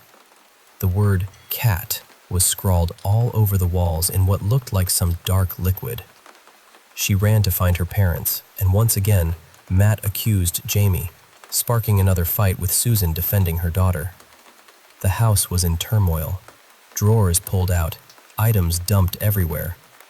Amid the chaos, they discovered a massive footprint on the kitchen floor, far larger than any family members. It was a chilling reminder that something else inhabited the house. Despite this evidence, Matt remained in denial. Susan, wishing she could leave but unable to afford it, felt trapped. The girls became fearful, spending most of their days locked in their rooms. One afternoon, Maria was left alone watching TV in the empty house. Suddenly, the television began turning on and off rhythmically, over and over. As Maria reached for the remote, it shot away from her hand as if pushed by an unseen force. Frozen in fear, she watched as the rocking chair in front of her began to sway gently, as if someone invisible had sat down and was watching her. Then, pictures hanging on the walls started falling one by one. Both girls always carried a digital camera to document these strange events. Maria snapped photos as the chaos unfolded, her heart pounding. Overwhelmed, she fled to Susan and Matt, begging them to come home immediately. When they arrived, they found the house in disarray. Susan hugged Maria, trying to soothe her trembling body. Viewing the photos, they saw glowing orbs moving through the rooms, proof that something unexplainable was at work. Even Matt could no longer deny the truth. A week later, Jame was alone in her room when loud pounding began on her door. The knocks were so forceful, the door rattled violently. Jame's instinct told her to escape, so she crept toward the doorknob. But just as she reached it, the pounding stopped, as if the entity was waiting in the hallway. Fearful, Jame curled up on her bed, clutching herself tightly. The pounding resumed, relentless, for 3 long hours. Luckily, she had her camera and managed to film the terrifying ordeal. Once the noise ceased, Jame stepped into the hallway and found it strewn with kitchen utensils, pans, knives, forks, all scattered as if thrown there. The door to her room was damaged, the knob bent downward. Nearby, the bathroom lights flickered eerily. The bathroom door lacked a knob, but had a hole where one should fit. Jame tied strings through it, hoping to keep the door closed and trap whatever was inside. But the door began to open on its own. Holding the strings with all her might, she was yanked backward as the strings snapped and the door slammed shut. The sounds of clashing utensils echoed until they abruptly stopped, replaced by the smell of smoke. Panicked, Jame rushed out to find the hallway littered with paper, some pieces smoldering. She quickly smothered the flames. It was clear, the entity was trying to set their home on fire, with Jame trapped inside. Terrified, she fled outside and sat on the doorstep, waiting for her family. When Susan and Matt returned, Jame recounted everything and showed them the footage. That night was the last straw. Despite knowing they would face financial ruin, the family decided to leave the house immediately. Strangely, after they moved out, many of their neighbors and others in the area also abandoned their homes. No one would buy those houses again, and the reason for this mass exodus remains a mystery. It's a chilling tale, isn't it? A family seeking peace but finding terror instead, trapped by forces beyond their understanding. I hope you never have to face anything like that. But remember, sometimes the things we can't see are the most real of all.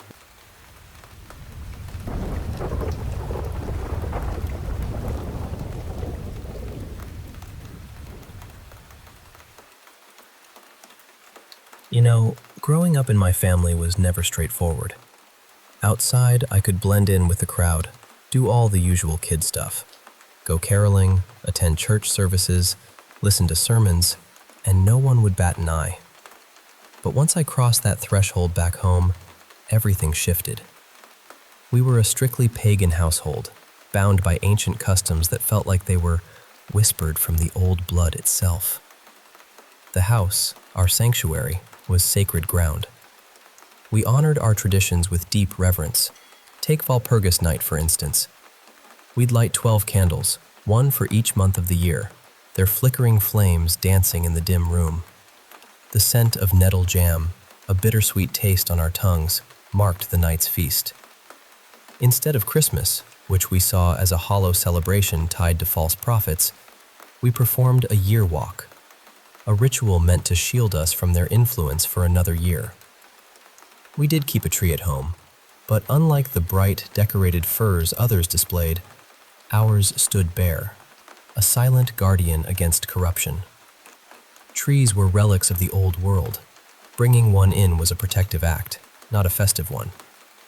But nothing compared to the midsummer celebration, the summer solstice, the day of the midnight sun. Dad would craft a small table from freshly cut fir branches, while Mom prepared a chicken, stuffing it with fragrant fir needles and spices. Then, together, we'd burn the chicken atop that fir table in the backyard. The crackling fire and glowing embers became our gathering point, where we sang ancient songs and shared bread, offering not just food, but our labor and love to the spirits that watched over us. Living like this was tough. If anyone asked, we were Christians. It was a necessary lie, Mom always said. The spirits didn't heed words. They listened to intent.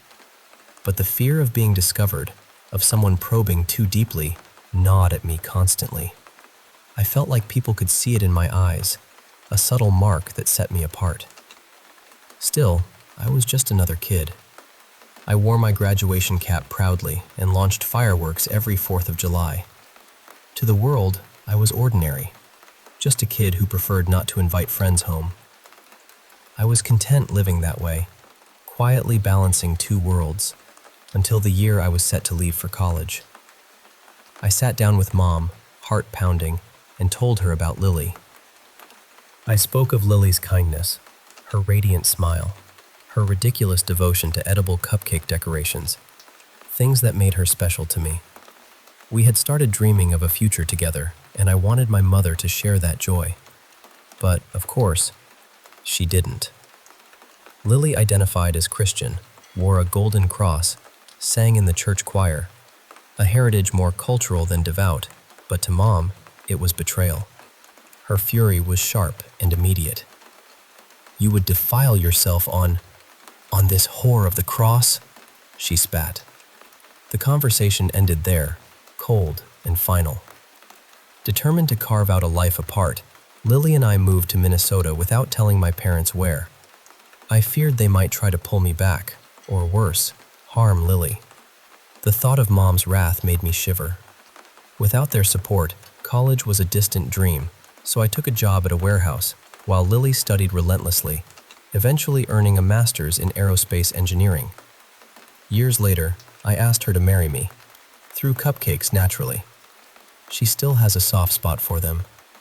But proposing opened a Pandora's box. Lily insisted we invite my parents to the wedding. How could I explain that bringing them into that church, watching them see me marry a Christian woman, was impossible? I begged her to let it go, to be content with her family alone. For months, I thought the matter was settled.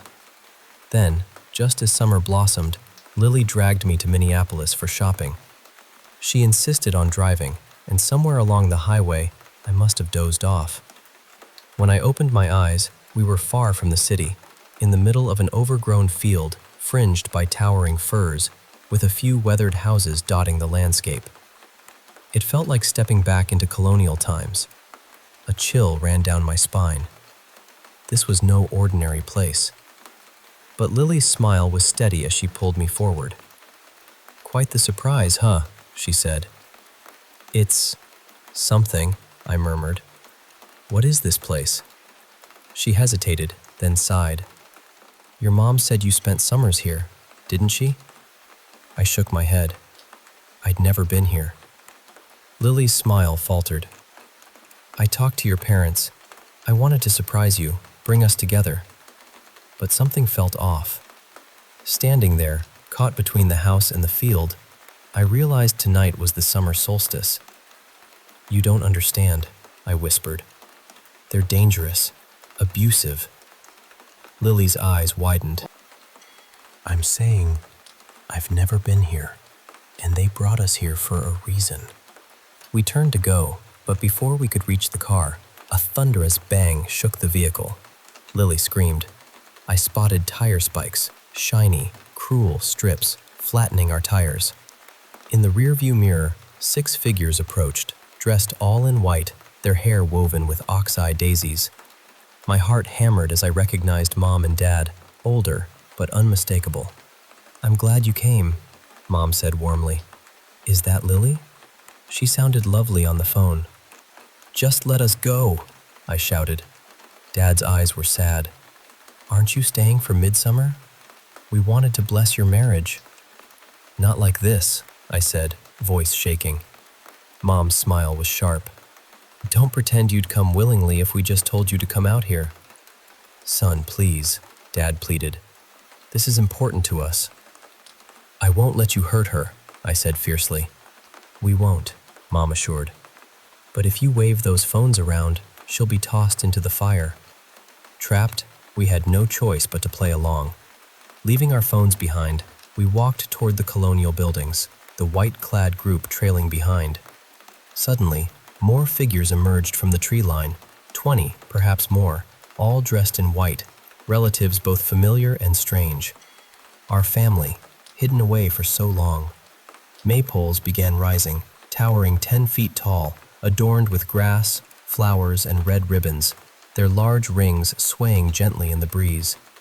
Each pole's ascent was met with jubilant cheers, a sacred blessing for weary spirits. Lily gripped my hand, trembling.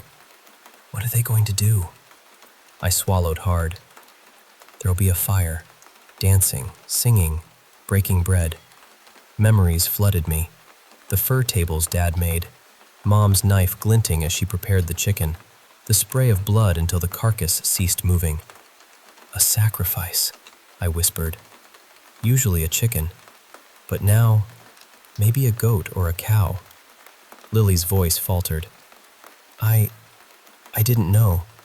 I thought it was just some celebration." The sun dipped low, the air thick with anticipation and the scent of pine and smoke. As the flames flickered to life, I realized this night would test us in ways we never imagined. But holding Lily close, I vowed silently to protect her, no matter the cost. Together, we faced the gathering, 2 worlds colliding under the midsummer sky, bound by love and ancient blood.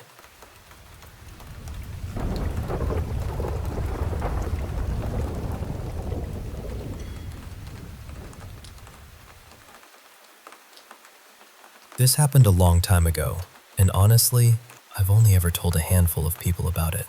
I never really liked putting it into words, because once you say something like this out loud, it starts feeling real all over again. It was a hot summer night in Beijing, the kind of night where the air sits on your skin and doesn't move.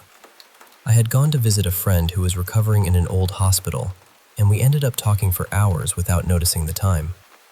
Then I looked up and saw it was almost 11.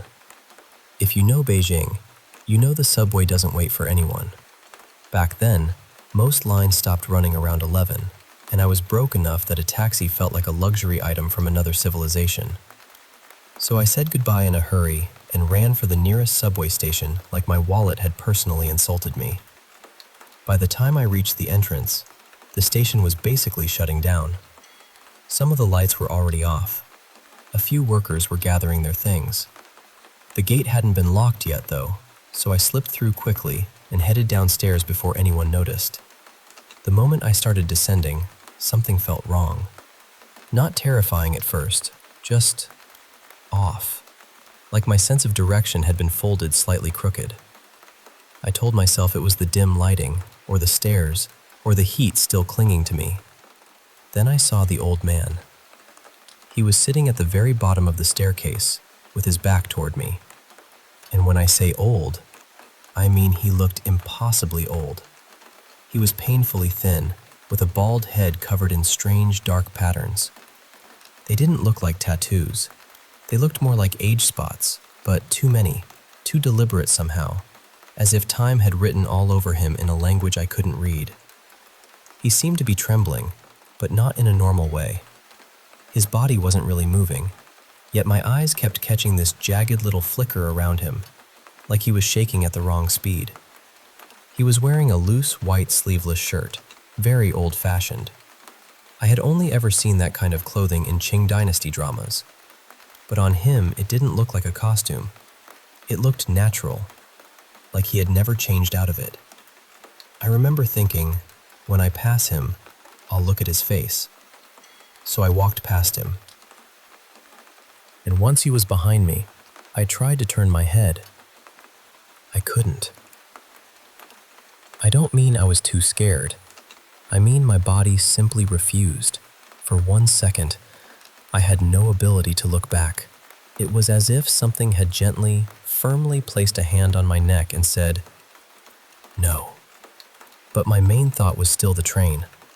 I was late. I was anxious. I just kept moving. When I reached the platform, it was completely empty. Silent, too. Not normal subway silent, but sealed room silent. I figured I had probably missed the last train, but since I was already there, I decided to wait a little longer, just in case. I don't know how long I stood there. Then I heard it. A train coming in. The lights appeared first, then the sound, and I felt this huge wave of relief. I thought, somehow, I made it. The train looked ordinary. Nothing strange about it from the outside. But when the doors opened, there wasn't a single person inside. That was unusual. Even the last train in Beijing usually has people on it, especially in summer. But I told myself I was lucky. Maybe everyone had already gotten off. Maybe this was just one of those rare empty rides. So I got on.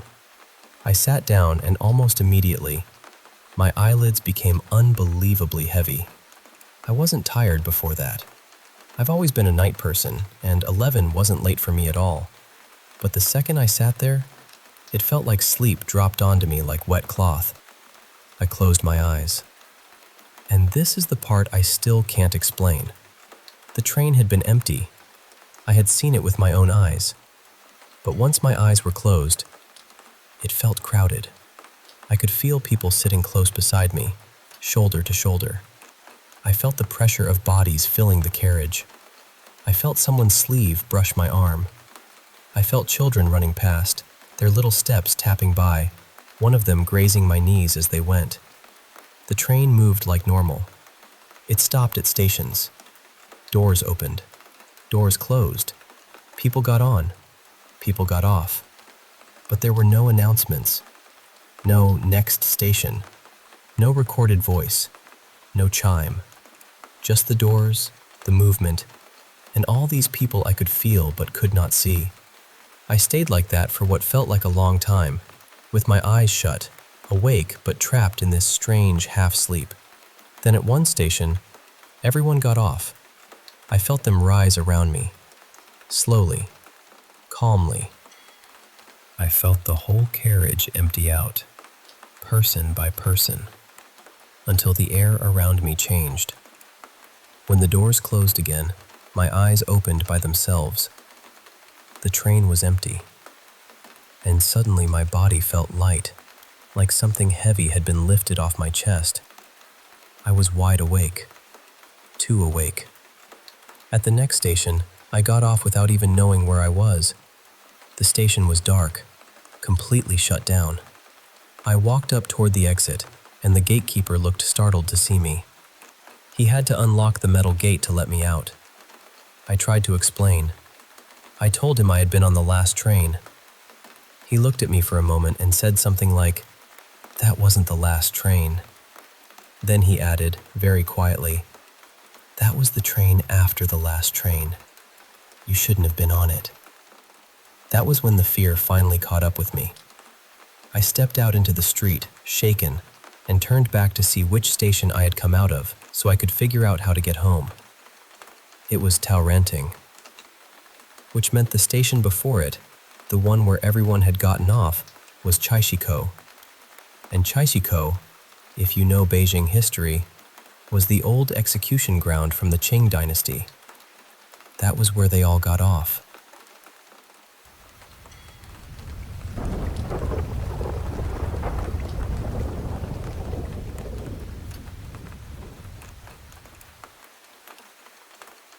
I first heard it sometime in 2024, and honestly, I still don't know what to do with it. It happened in 3 different places, on 3 different occasions, and each time it was the exact same sound.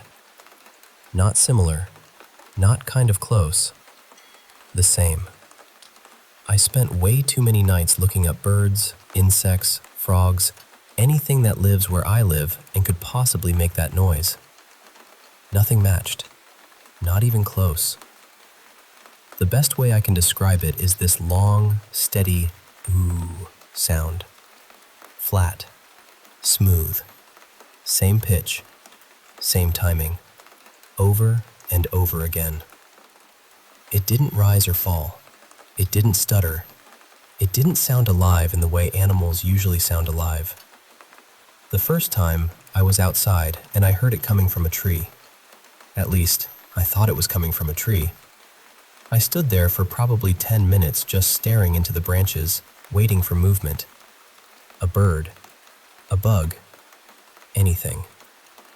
But there was nothing. No rustling, no wings, no little shape shifting in the leaves. So I told myself it was probably some random animal I didn't recognize.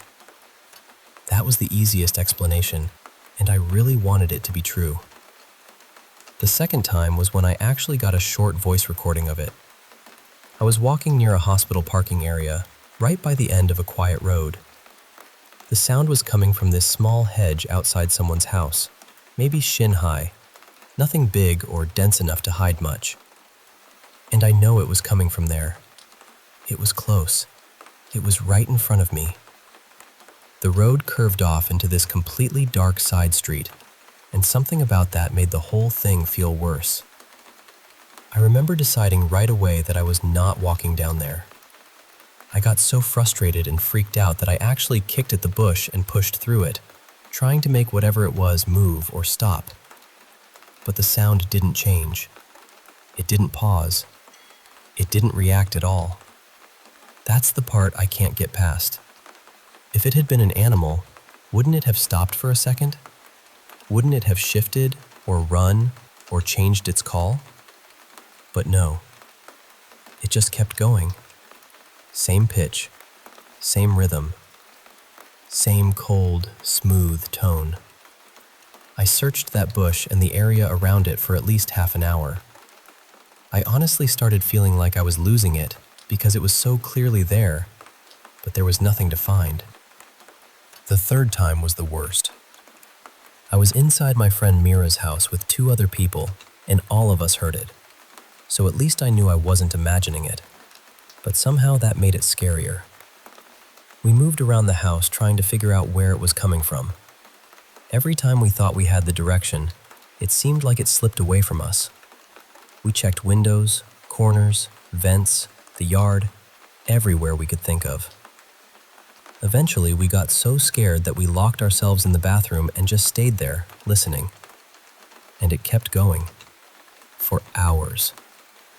The same repeated sound, again and again, like it didn't need to breathe, didn't need to rest, didn't care that we were listening. It's been about 2 years now, and I still think about it. I keep hoping I'll hear it one more time so I can get a proper recording, but part of me is terrified of that too. I know there might be a natural explanation. I want there to be one. I really do. But I've had other experiences in my life that people would probably tell me aren't possible. And after hearing this thing more than once, I'm starting to doubt the simple answers. Even listening back to that short recording now gives me chills. It makes my eyes water in this weird, scared way, like my body remembers it before my brain can explain it. I've heard strange noises before, but never anything this persistent. Never anything that felt so close and still stayed invisible. That's what bothers me most. It felt like it was right there, and it felt like it knew I couldn't find it.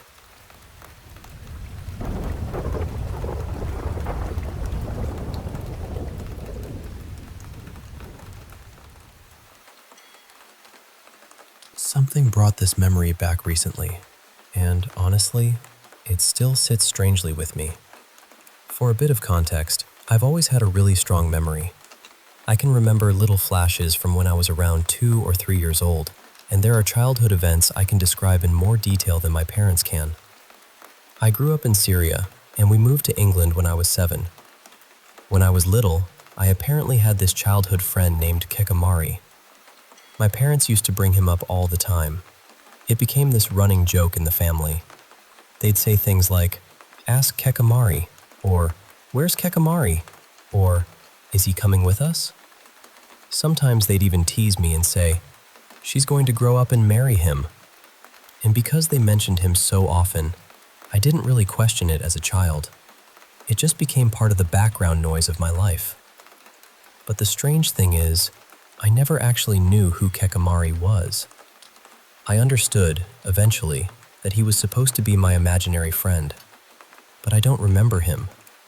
I don't remember talking to him. I don't remember playing with him. I don't remember telling anyone about him. And that's what bothers me. According to my parents and my grandmother, up until the time we left Syria, I talked about him constantly. They say I played with him, told stories about the things we did together, and mentioned him almost every day. But in my own memory, there's just this empty space where he should be. And I know how that sounds. Kids forget things. Childhood memories are strange and patchy. But I really do remember so much from that time. I remember rooms, conversations, smells, routines, small incidents nobody else even thinks about anymore. So if Kekamari was truly such a huge part of my childhood, I feel like I should remember at least one moment with him. My parents always assumed he must have been some character from a cartoon I liked, but that never made much sense to me. I remember the cartoons I watched, SpongeBob, Tom and Jerry, and a few Arabic children's shows, mostly with animals. I don't remember any cartoon with a grown man named anything like Kekamari. I've tried searching the name before, but nothing comes up. My family has no idea where I could have gotten it from either. The reason I wonder if there was something more to it is because there were other strange things I remember from that part of my childhood. Sometimes, I felt almost compelled to do things. One memory that still makes me uncomfortable is from when I wrapped a piece of string tightly around a cushion. I put my finger between the string and the cushion, then pulled and cut it, slicing part of my finger in the process. The strange part is that I knew exactly what was going to happen while I was doing it. I wasn't confused. I wasn't too young to understand. I knew it would hurt me, but I kept going anyway. It felt less like I was choosing to do it, and more like I was watching through someone else's eyes. There were other moments like that too. I would do something careless or harmful while fully understanding the outcome, but I wouldn't stop. I'd hide things from my parents or my grandmother for no clear reason. If I spilled something or hurt myself, instead of asking for help, I'd try to cover it up in ways that made everything worse. I knew I wouldn't be in serious trouble if I just told someone, but it felt like I was supposed to hide it. I also apparently had dreams about Kekamari. Back then, I slept beside my grandmother, and she told me I would talk in my sleep whenever I dreamed about him. She would wake me up sometimes, laughing gently because of whatever I had said, but I never remembered the dreams. What's odd is that I didn't sleep talk about anything else, only him. I know I was an unusual child in some ways. I could be difficult, moody, even mean sometimes. And growing up in Syria during war probably shaped a lot of things I still don't fully understand. For a long time, I blamed many of my childhood oddities on stress, fear, and the environment around me. But this part still feels different. I can't explain why I have no memory of someone I supposedly talked about every single day. My parents and grandmother wouldn't invent something like that. They had similar family jokes with my younger sister too, like teasing her about a character she was obsessed with from a children's show. So I don't think they made Kekamari up. What unsettles me most is that they say I never mentioned him again after we left Syria. And that feels backwards to me. You would think that moving to a completely different country, where I didn't know the language and didn't have friends yet, would make me cling to an imaginary friend even more. But according to my family, the moment we left that apartment, Kekamari disappeared from my life completely. No more stories, no more games, no more sleep talking, nothing. It wasn't like he was from a show I stopped watching. It wasn't like a toy I lost. He just vanished. And I don't remember losing him. I don't remember having him at all. That's the part I can't let go of. I don't even need a dramatic answer. I just want to understand why something that was apparently such a big part of my childhood is completely missing from my own memory.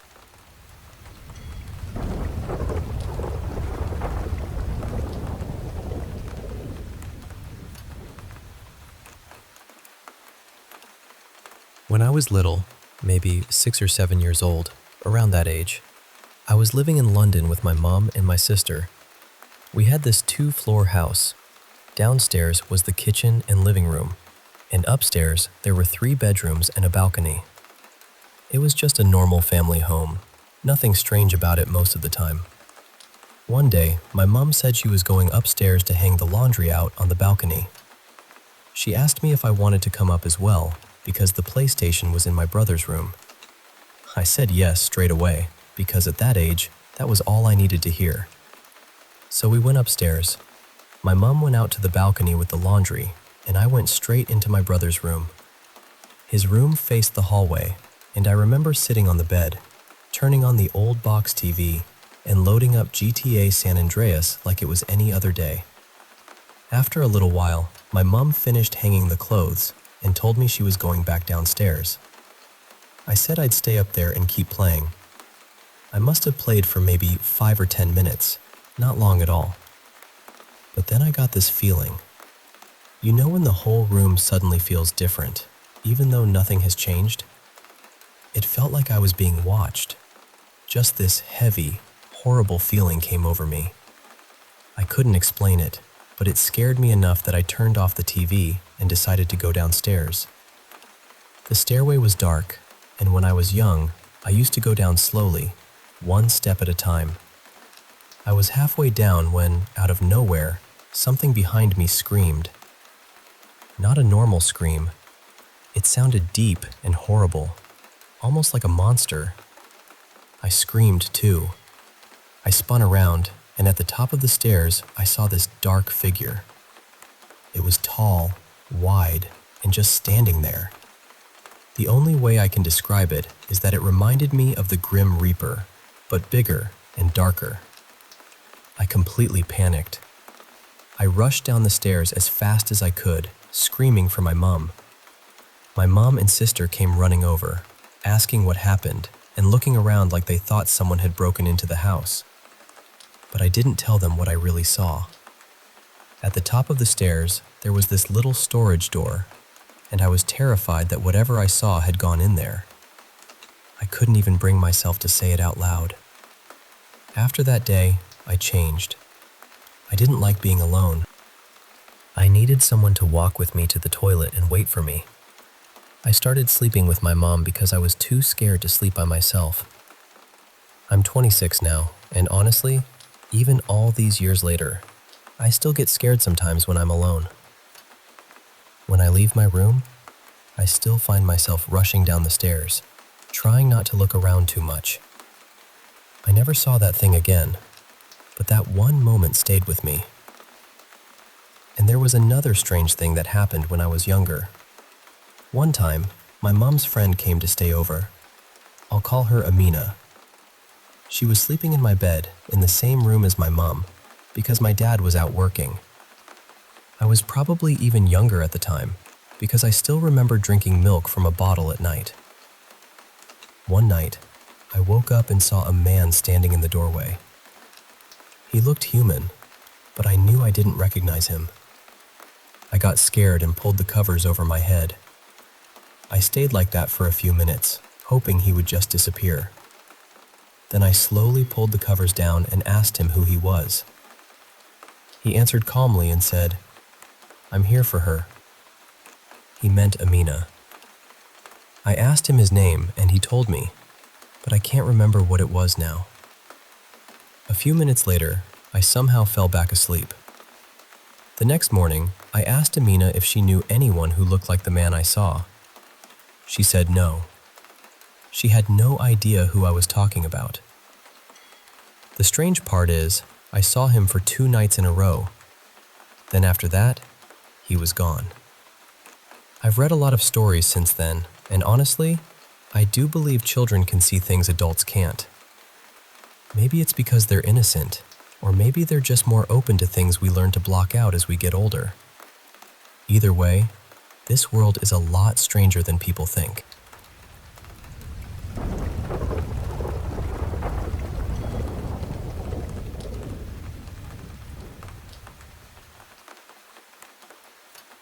I've had nightmares ever since I was little. Not all the time, but often enough that some of them stayed with me for years. They were so vivid that I could still remember the rooms, the faces, even the feeling I had when I woke up. As I got older, though, dreaming became something I was almost fascinated by. I started writing my dreams down in a journal whenever I could. I'd record every little detail I remembered, places changing in strange ways, people I knew, people I didn't know, and sometimes loved ones who had already passed on. Then, in 2023, I went through about a month of experiences that felt completely different from anything I had ever dealt with before. I know this might sound hard to believe, and honestly, that's one of the reasons I don't talk about it much. But it still sits with me. I've wondered so many times whether the figures I saw in my dreams were really gone, or if something was still lingering around me somehow. I think part of that comes from how my parents and grandparents viewed spiritual things. There's something personal I need to mention because it connects to what happened. I don't love talking about it, but I think it matters. I'm a woman, and at times I've struggled with lust, mostly by myself. I've always cared about protecting my peace and my body, so I usually chose to focus on myself instead of getting involved with someone and risking more than I was ready for. One night, I went to sleep like usual. Around 3 a.m., I woke up because my hand was burning. It was the same hand I had used earlier. When I looked down, there were a few small scratches near my wrist.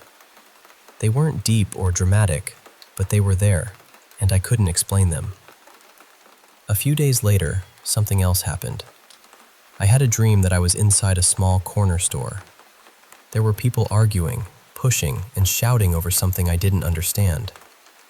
I remember standing there feeling completely confused, like I had walked into the middle of something I wasn't supposed to see. There was blood on the floor, and one by one, people started leaving. The last one to leave was this dark figure. It looked like a person, but not fully. It was completely black, almost like a shadow wearing clothes.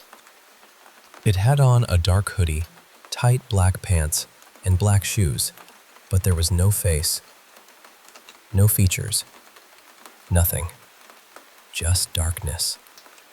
My grandparents would have called something like that a demon. As that figure walked out, these angelic-looking babies appeared near my feet. They kept asking me, over and over, "Are you okay?" Their voices sounded gentle, but I couldn't answer them. I couldn't speak. I couldn't really move or communicate. Then, all at once, they changed. Those sweet-looking babies turned into something demonic. Right after that, I slipped into sleep paralysis. I had experienced sleep paralysis before, but never like this. This time, it felt like someone was on top of me, pinning both of my arms down. The only thing I could move was my pinky finger, and I remember feeling that tiny movement so clearly because everything else was frozen. I was struggling to breathe. Something about it felt wrong in a way I still don't like describing. Then suddenly, I woke up, and it felt like a heavy weight had just been lifted off my body. That morning, there was a black moth on my wall. Later that day, hundreds of crows gathered in my yard. Maybe someone else would call it coincidence, but after everything I had felt and seen, I couldn't shake the feeling that it wasn't just a dream. After that, I started having more dreams where the shadow figure would appear. It wouldn't always do anything. Sometimes it would just stand there and stare at me while the rest of the dream continued around it, like it wasn't part of the dream, but had stepped into it anyway. Another thing happened around that time that I still remember clearly. A relative of mine, Talia, had brought home a flannel jacket from a thrift store. She left it out for most of the day, and eventually it ended up staying at my house. Not long after that, I fell back into the same personal habit again, and that night I had sleep paralysis. This time, when I looked to my right, I saw the shadow man standing there. But he was wearing that flannel jacket. He wasn't moving. He wasn't speaking. He was just standing there, watching me. A few days later, I took a quick nap in my room. Out of nowhere, I felt like my body was lifting, almost as if something was trying to pull me out of myself. It felt like my soul was being tugged upward. I snapped awake right away, sat up, and had to catch my breath. Even now, I still think about all of it. The memories come and go. These days, my dreams are mostly normal again, and I still write them down whenever I can before getting on with my day. But those two experiences have never fully left me. I've always wanted to understand what they meant, or why they happened the way they did.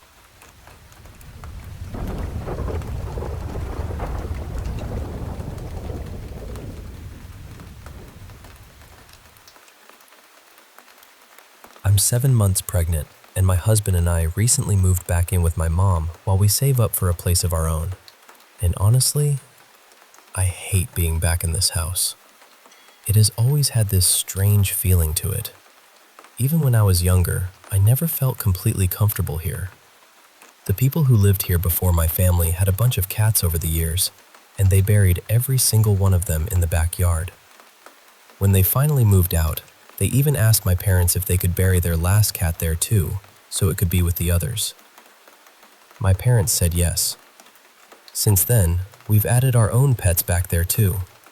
A couple of my birds, a few family cats, and, more recently, my mom's 2 big old dogs. So at this point, the backyard doesn't really feel like a yard anymore. It feels like a tiny, private pet cemetery sitting just behind the house. And that's not the only thing. The house has had 2 fires in the last couple of decades. During the first one, some of the previous owner's cats didn't make it, which just makes the whole history of the place feel heavier. My mom also used to buy abandoned storage units, and once she accidentally brought home an urn without realizing it. That always stuck with me, because who accidentally brings home something like that? When I was younger, I used to spend time walking around an old cemetery near us too. I know that sounds strange, but I did. And every now and then, after I came home, things in the house would seem more active.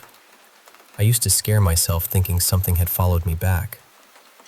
Now I'm grown, married, and pregnant, and I keep trying to tell myself I'm being rational, that this is temporary, that I'm just stressed, that my body is tired, my hormones are everywhere, and maybe I'm dehydrated or anxious. But the basement is where it gets bad. Most of my husband Evan's and my things are stored down there, so I have to go down sometimes. Every time I do, I feel this awful pressure in my chest, like I'm not alone. Lately, I've started seeing things out of the corner of my eye. Dark shapes, people-shaped shadows. And the part that really gets me is that when I turn to look, it almost seems like they duck down behind furniture or boxes. A few days ago, I thought I saw something pale, crouched behind the rocking chair we got for the baby. It looked like a person in a white robe, folded low to the ground, just watching. I keep trying to brush it off, but I've seen things before that behaved like this. Years ago, I had an experience somewhere else that I can only describe as demonic. I wish I could say I was imagining it, but other people saw and felt things too. It got bad enough that several pastors came out to bless the property. So now, when I see something crouching behind my baby's rocking chair, I don't exactly feel comforted by the idea that it might just be my eyes playing tricks on me. The worst part is that I don't even like talking about it, because whenever I talk about these things, it feels like it gives them attention, like it makes everything louder. But I'm not the only one who has noticed things in this house. One time, I heard what sounded exactly like my younger brother coming home. I heard the door open and close, heard him call out like he always did. But he was still at school. When I first moved back in, my mom told me she kept hearing my brother moving around in his room late at night, making noise like he was awake and messing with things. But when she'd go check, the room would be empty. He wouldn't even be home. She's also heard the dog gates opening and closing by themselves. She's heard footsteps moving through the house. She's heard what sounds like someone using the back door when nobody is there. She actually had the house blessed before I moved back in, but I don't know. It doesn't feel like it helped.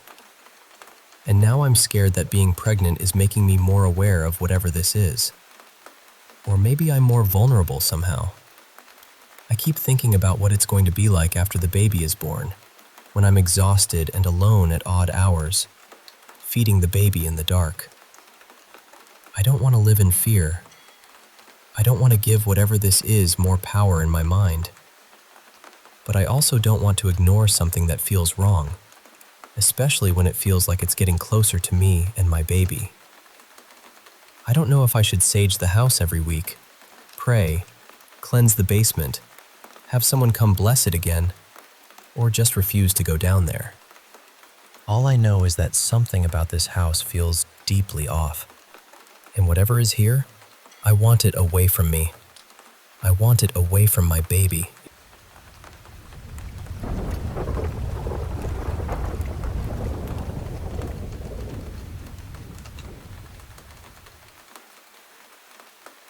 I've carried this for years, and saying it out loud still feels strange. It feels like once I share it, something becomes permanent. It means the name I write under, Tom Callan, has to stay separate from the person I really am. It means my real face can never be tied to this, or to the writing I care about most. And I know that probably sounds dramatic. Maybe it is. But I've spent so long trying to put this 1 week away somewhere quiet, somewhere sealed. I was 8 years old when it happened, and even now, at 25, there are days when it still finds me. I've thought about telling this story for a couple of years, not because I wanted attention, not because I wanted to reopen anyone else's wounds. There is a family attached to this, a real family, and I know they've suffered in ways I can't fully understand. But I was there too. Not at the center of it, no, I know that, but close enough that it left fingerprints on me.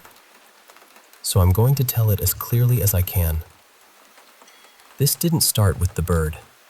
It didn't even start in my garage. It started with 2 brothers I knew when I was little. I'll call the younger one Aiden and the older one Jonah. Jonah was about 10. I was 8. Aiden was 6, maybe 6.5. I was technically friends with both of them, but mostly I spent time with Jonah. At that age, being accepted by an older kid felt like being handed a secret key. I wanted to keep that friendship. But I cared about Aiden too. Aiden had special needs. I don't remember the exact diagnosis, and honestly, it doesn't matter here.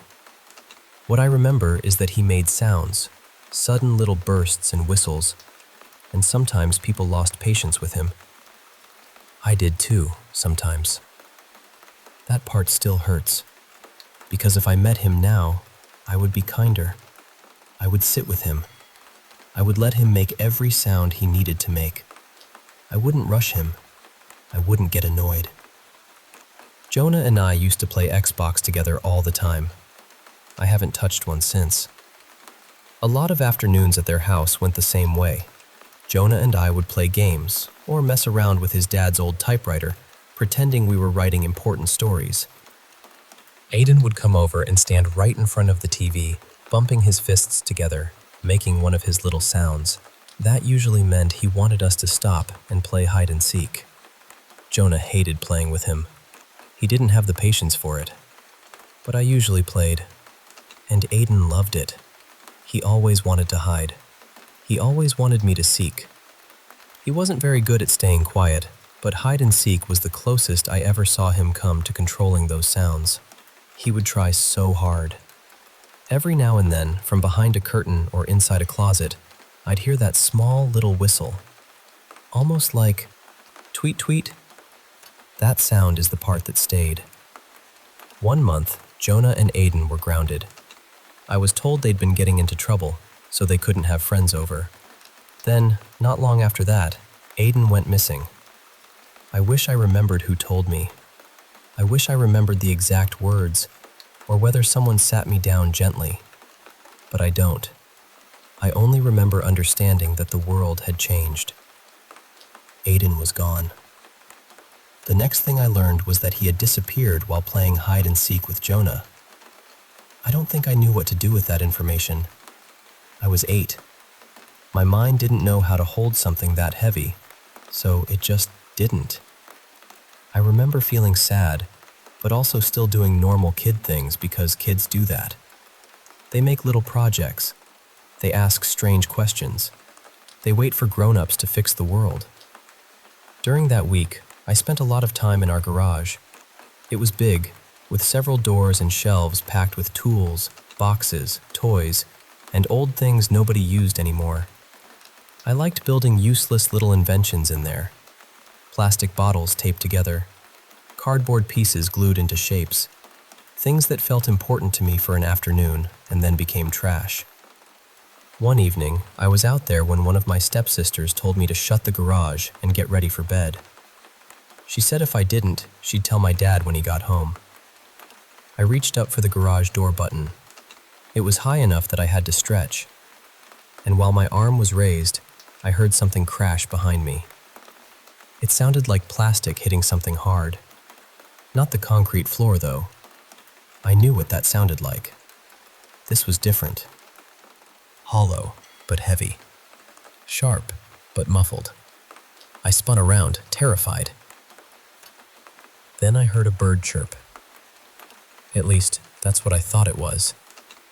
I couldn't see anything. The garage was too cluttered, and I was too short to see over half of it anyway. For all I knew, a toy had fallen behind a shelf. But I ran inside and didn't go back out that night.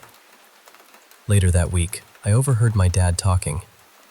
He said Aiden and Jonah's parents wouldn't let the police search the house. Even as a kid, that felt wrong. Everyone was searching the hills and the roads and the open areas nearby. Neighbors were out looking. Adults were whispering. People were scared.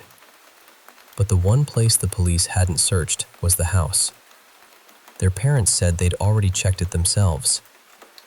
My dad didn't like that. I remember that clearly. By the third day, the excitement and confusion had worn off, and I was just scared. I remember lying in bed crying. My dad came in and asked what was wrong. I tried to look at him, but everything was blurry from crying. All I could say was, Aiden isn't good at hide and seek. And then I broke. Because I think some part of me was starting to understand that Aiden might not be hiding. Maybe he never had been. The next day, I went back into the garage. It was daytime. 2 of the doors were open and light was coming in. I was gluing soda bottles onto an old backpack, pretending I was making some kind of flamethrower. For a little while, I almost felt normal. Then I heard it again. That little sound. Tweet, tweet. Only this time, I didn't think it was a bird. I knew that sound. It was Aiden's sound. The one he made when he wanted us to play. The one he made when he was hiding and trying so hard to stay quiet. I ran inside. I didn't want to be alone anymore, so I asked my older stepsisters if they thought Aiden would still let me hang out with Jonah when he came back. I know now how awful that question must have sounded. But I was 8. I didn't understand timing. I didn't understand grief. I just wanted my friends back. My stepsisters understood enough to be cruel about it. They yelled at me. One of them called me selfish. The younger one slapped me across the face and told me to go clean my room, or she'd tell my dad, and he'd get the belt. So I ran upstairs crying, and they told me not to make noise. That night, I fell asleep fast, the way kids do after crying too hard. But I woke up terrified. I don't know if I saw a shadow, or dreamed something, or just felt afraid. All I remember is standing there in my room with panic buzzing through my whole body. And then I had this thought. Maybe the bird in the garage wasn't a bird. Maybe it was Aiden. Maybe he was making those little sounds because he wanted me to find him. Maybe he had been giving me hints the whole time, and I had been too scared to look. It sounds impossible now, I know that. But at 8 years old, it made sense to me. The garage wasn't far from my room, but nighttime made everything feel huge.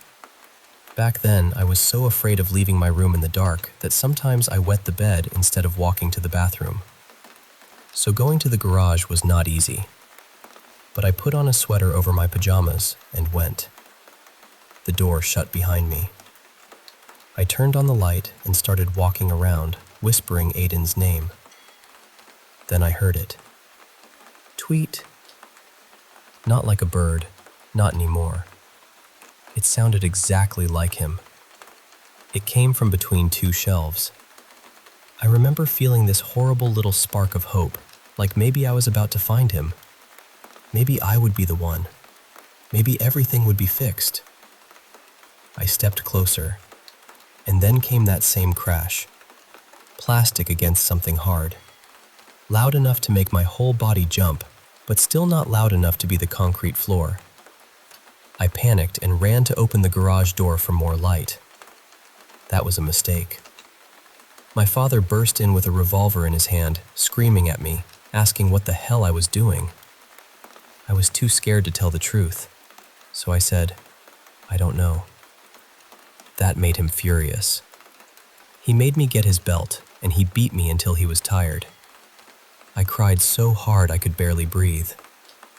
I remember thinking through all of it that I had only been trying to find Aiden. Aiden was found later that week. Not by me. He was found buried under a pear tree in his own backyard. What people said afterward was that Jonah and Aiden had fought. Something about the Xbox, though that never made sense to me. Aiden didn't care about the Xbox. But Jonah had hit him with it. Hit him hard enough, and more than once. The tree hid the smell from the search dogs for a while. I don't know if that was luck or if someone older knew what they were doing. I don't know. I've wondered for years, but wondering doesn't give answers. It just digs little holes in your chest. Jonah served time. He got out not long after I finished high school. I think about him sometimes. I think about Aiden more. I've never reached out, and I never will. I know my memories of that week aren't the main tragedy. I know the real horror is what happened to Aiden. But what I lived through was real too. The fear was real. The sounds were real to me. The guilt was real. And I think I've been carrying this because some small part of me is still 8 years old, standing in that garage, listening for a little boy who used to hide badly on purpose. I thought there was a bird trapped in there. But really, I think I was the one trapped. And I'm hoping that by finally saying this out loud, I can open the door.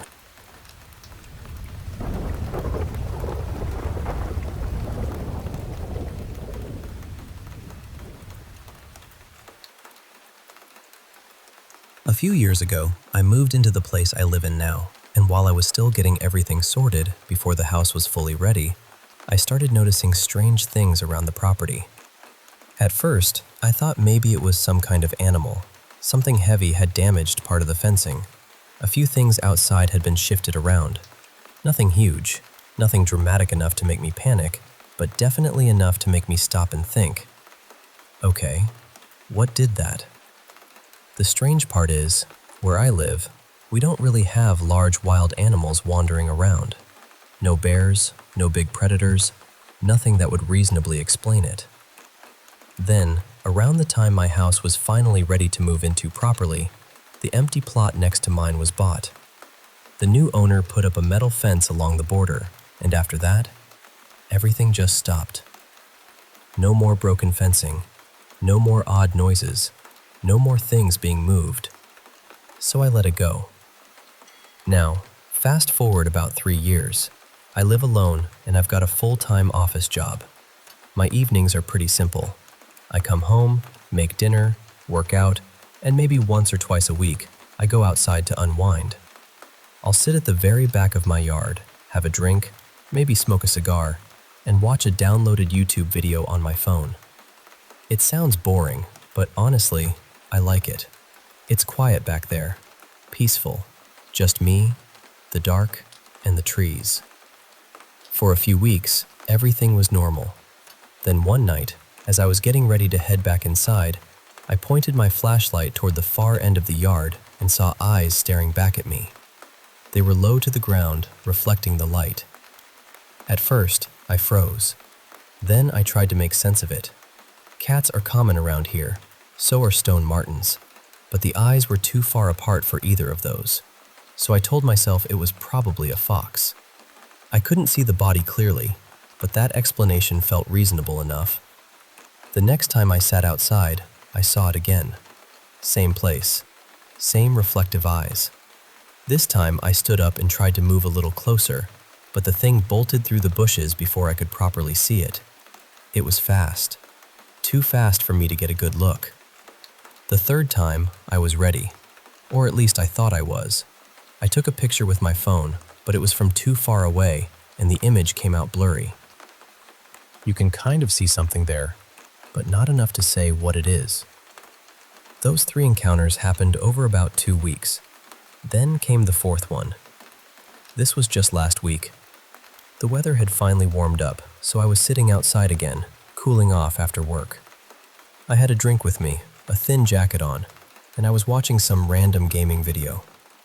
It was one of those bright nights where the sky is clear enough that you can almost walk around without a flashlight. And then I noticed something. Not directly, more like my brain suddenly grabbed me by the collar and said, "Look over there." There was a dark shape on the grass near the back of the yard. At first, it looked like a big dog lying down. I just sat there, staring at it. My whole body went cold. Slowly, I reached for my flashlight and turned it toward the shape. When I switched it on, I saw those same eyes, glowing, reflecting right back at me. And then it stood up, on 2 legs. I don't know how else to explain it. It was like a person lying flat on their stomach suddenly pushed themselves up and stood there, wearing something completely black. A bodysuit almost. And the whole time, it was looking straight into my flashlight. It was tall too. I'm around 175 centimeters, and whatever this was, it seemed nearly eye level with me. That was enough. I ran. I didn't think. I didn't yell. I just got up and sprinted back into the house, locked the door, and called the police. I told them there might be some strange man in my backyard, maybe a homeless guy, maybe someone trying to mess with me. I didn't know what else to say. Thankfully, it didn't chase me. Whatever it was, it just let me go. The police told me to stay inside and said they would check it out. As far as I know, they never actually did. I barely slept that night. All I could think about was every other time I had seen those eyes. Every time I stood there calmly, convincing myself it was a fox or some harmless animal in the bushes. The next morning, I checked the yard. Nothing. No footprints that I could see. No damage to the fence. No sign that anyone had tried to get into the house. Everything looked completely normal, which somehow made it feel worse. For a few days, I tried to just move on. Then I was telling the story to a couple of friends, and while I was explaining it out loud, a thought hit me. Do human eyes even reflect light like animal eyes do? I looked it up. They don't. Not like that. and that honestly made my stomach drop. So now I don't sit outside at night anymore. My quiet little routine has moved indoors, where the walls feel a lot friendlier than the trees. Sometimes I look out the window after dark, but I haven't seen anything since. I did finally set up a wildlife camera near the back of the yard, but so far, it hasn't caught anything useful. My mind keeps trying to turn it into something normal. A prank, a person in a costume, some animal I misread in the dark. But I know what I saw when that flashlight hit it, and I still don't know what was standing in my backyard that night.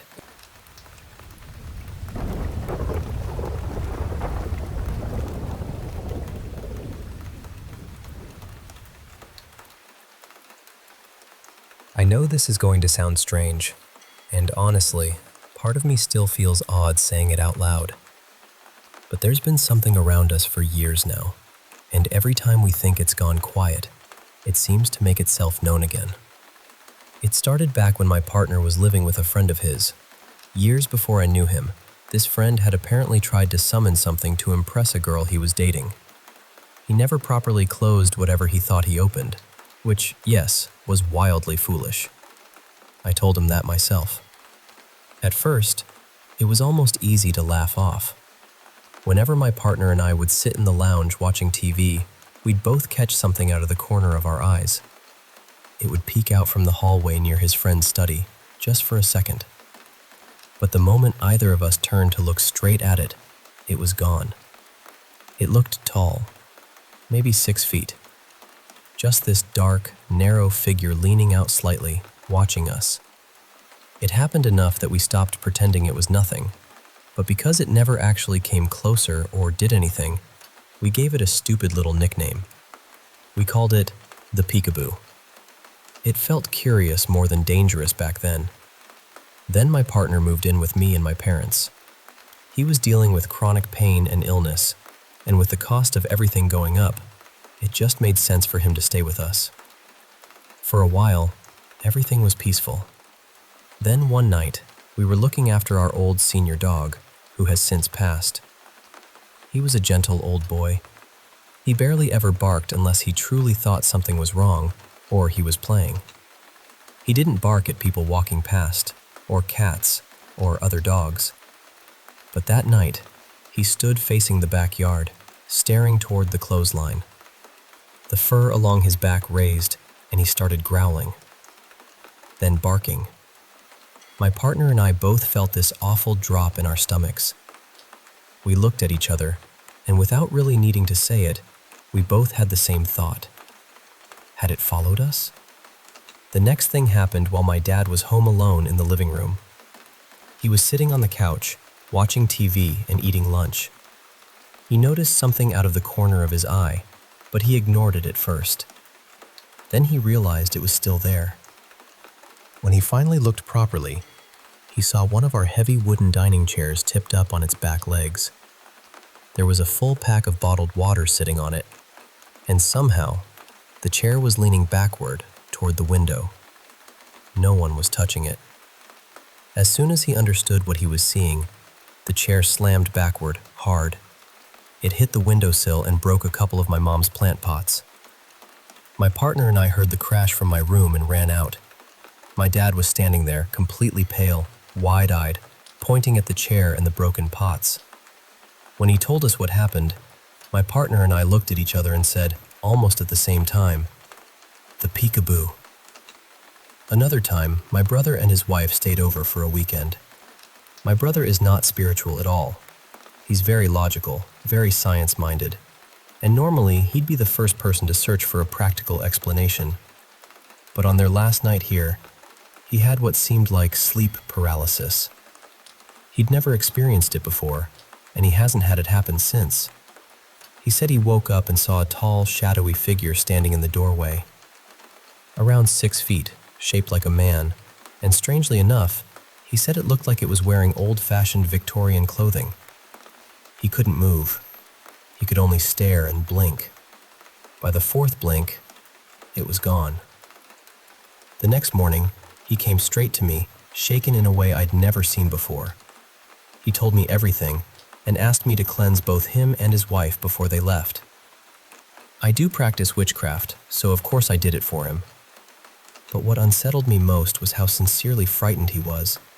He truly believed what he saw was spiritual. Then, earlier this year, my partner had something similar happen, except he could move and speak. He woke up because he felt like someone was staring at him. When he opened his eyes, he saw a tall black figure standing at the end of our bed. He screamed, and that woke me up. I didn't see it myself because I had been dead asleep, but he was terrified.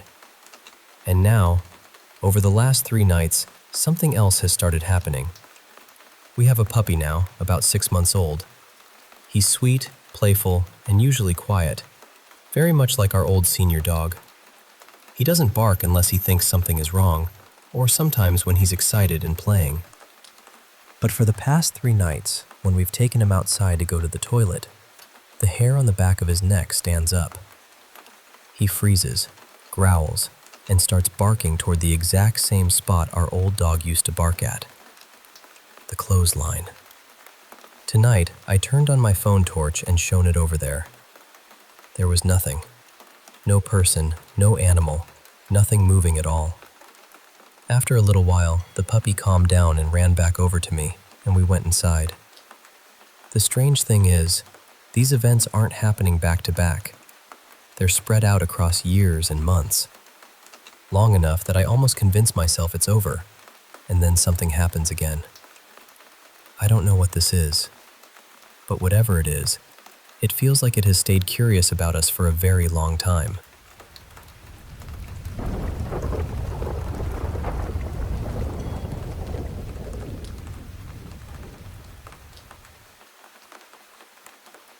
I work with quantum clarity hypnosis, where people enter a deep trance and begin remembering other lives, speaking with their higher selves, guides, and the quieter wisdom beneath the noise of everyday life.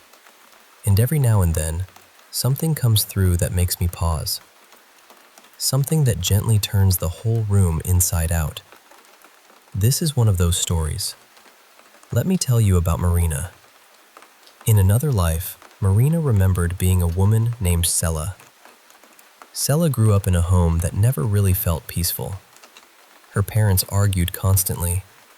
The walls seemed to hold tension, and even as a child, she learned to stay quiet, to disappear into herself, to listen for danger before she listened for love. When she was 16, she left. She packed a few clothes, a notebook, and the little cash she had saved, then boarded a bus heading west. She did not have much of a plan. She just knew she could not stay where she was. Eventually, she ended up in a small desert town, somewhere with red earth, wide skies, and evenings that felt almost holy. It reminded me of places like Sedona, where the land itself seems to breathe slowly. There, she met an older man who became almost like a father to her. He did not rescue her exactly, but he gave her steadiness. He helped her find work, find shelter, and, little by little, find herself. Sella became part of a spiritual community. At first, she attended classes. Then she began helping. Then she started teaching. She became a yoga teacher. Later, she trained in energy healing. Then she began working with sound, using bowls, voice, and vibration to help people soften the grief they were carrying in their bodies. She led circles. She guided meditations. She held space for people who were grieving, lost, afraid, or simply tired from pretending they were fine. She married someone from that same community, and together they had a son named Zane. Sella was a healer. She truly helped people. And still, she died of cancer in her 40s. When I asked her higher self why, I expected something complicated. Maybe something about karma, energy, family patterns, or unfinished grief. But the answer came through so simply. To learn how to let go, and to love without needing to hold on. I asked, did she learn it? The answer was quiet, but certain. Yes. That stayed with me. Because what came through was that this was not punishment. It was not failure. It was not proof that her healing work had somehow fallen short. Before she was born, as the soul she truly is, Marina had chosen to experience that life as Salah.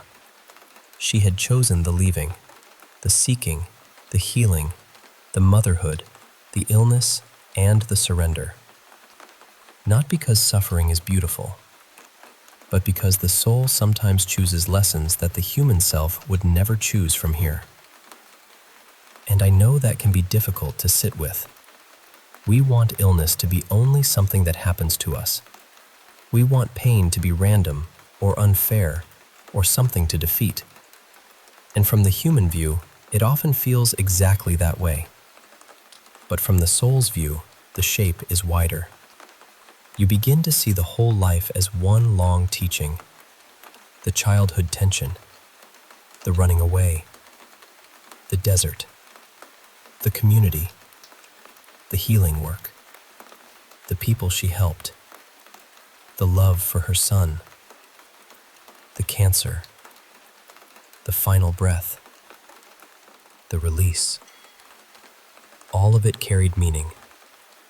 One of her guides, a presence named Rael, explained it gently. She came to heal, to rise through what hurt her, to tend the child within, to discover the strength that had always been there. And when Salah left her body, she did not feel trapped or afraid. She floated. She was wrapped in a peace so warm it felt almost like being held by light itself. From the other side, she could see her lives spread out before her, almost like scenes playing across a wall. Not with judgment, not with shame, just understanding. And the word that came through was this: resilience. Marina's higher self said the session had been arranged for one reason: to show her how powerful she really is. And that, to me, is the heart of this story. We often measure a life by how it ended, by the diagnosis, by the loss, by the thing that seemed to go wrong. But the soul does not measure the way we do. The soul asks, what was learned? Sela's cancer was not the failure of a healer. It was the final doorway in a life built around release. She came to learn how to love without gripping, how to heal without controlling, how to surrender without disappearing, how to let go and still remain full of love. And on the other side, she found the kind of peace that made the whole journey clear. So if this story touches something tender in you, try this before sleep. Sit quietly. Close your eyes. Bring to mind someone you lost to illness, or even a fear you carry about your own body. Do not try to fix it right away. Do not argue with it. Just ask softly, what is this teaching me about letting go? Then listen. Not for a sentence. Not for a perfect answer. Listen for a feeling, a warmth, a loosening, a small breath of relief somewhere inside you.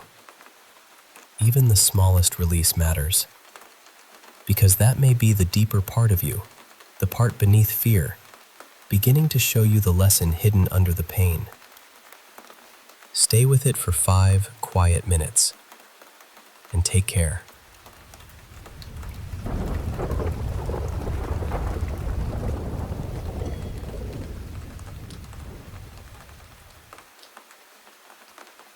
Honestly, I've started to believe that my home health client's late husband is still in the house with her. I'll call her Mrs. Hale. She's never really brought it up to me directly before, but she has told my supervisor that she feels like her husband is still around.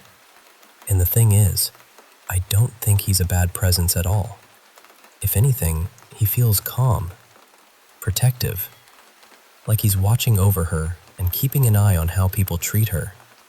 One caregiver before me said she saw a dark figure standing near the top of the stairs a few times. I've never seen him myself, but I've heard things. Movement upstairs when no one should be up there. Quiet whispers. Little sounds that don't really make sense. And every time I use the bathroom under the staircase, I get this strange buzzing, static feeling, like the air is charged. This week, I was back at the house for my shifts, and a few more things happened that made me think about it even more. I found out that one of the caregivers had recently been let go because she was accused of stealing from Mrs. Hale's home. She had worked there just the week before. And that same week, I remember hearing something heavy drop upstairs. I also heard a lot of other noises, even a toilet flushing when nobody was up there. What's strange is, the activity seems to get louder whenever something shady is happening. There have already been a couple of caregivers who took advantage of Mrs. Hale, and every time people like that are around, the house feels restless. Then, once they're gone, everything settles back down. So when I heard that this caregiver may have been stealing, those loud sounds suddenly made a lot more sense to me. Then, Monday night, I was taking a quick little nap during my shift, and I woke up to the sound of a chair scraping across the floor. Not a soft sound either. It was that loud wooden screech, like someone had pushed it back from the table. About 40 minutes later, I heard it again. Both times, I woke up instantly. The next morning, after Mrs. Hale woke up, I was sitting with her at the kitchen table. She mentioned her husband, so I gently asked how he had passed. She told me he died in a hospice facility. Then she looked around the room and said, "He's still here." "I know he is." And I told her, "I think so too. I think I hear him upstairs sometimes, moving around." Then she pointed to the middle chair at the kitchen table and said, "That was his chair. He always sat right there." I almost gasped, because that was exactly where I had heard the chair move the night before. But I didn't want to frighten her, so I stayed calm and just said, "Really?" "The other night I heard a chair scoot back." And she said so matter-of-factly, "He probably came down here because he didn't want you sitting alone. He was a very kind man." That stayed with me. I'm not afraid of him. I really don't feel anything threatening from him. He seems upset when people are doing something wrong, but honestly, I understand that. If someone were mistreating or taking advantage of the person he loved, why wouldn't he try to get someone's attention? At this point, I've mostly let go of the idea that someone could be hiding upstairs or secretly living in the house. I really do believe it's her husband. That said, the house has had break-ins before, and that part still scares me. I do worry sometimes that someone might try to come in while I'm there on shift. I found a spot where I could hide if I ever needed to, and I keep my taser with me, so I feel a little more prepared. But as far as the spirit in the house goes, I don't think he's there to hurt anyone. I think he's there because he never really stopped looking after her.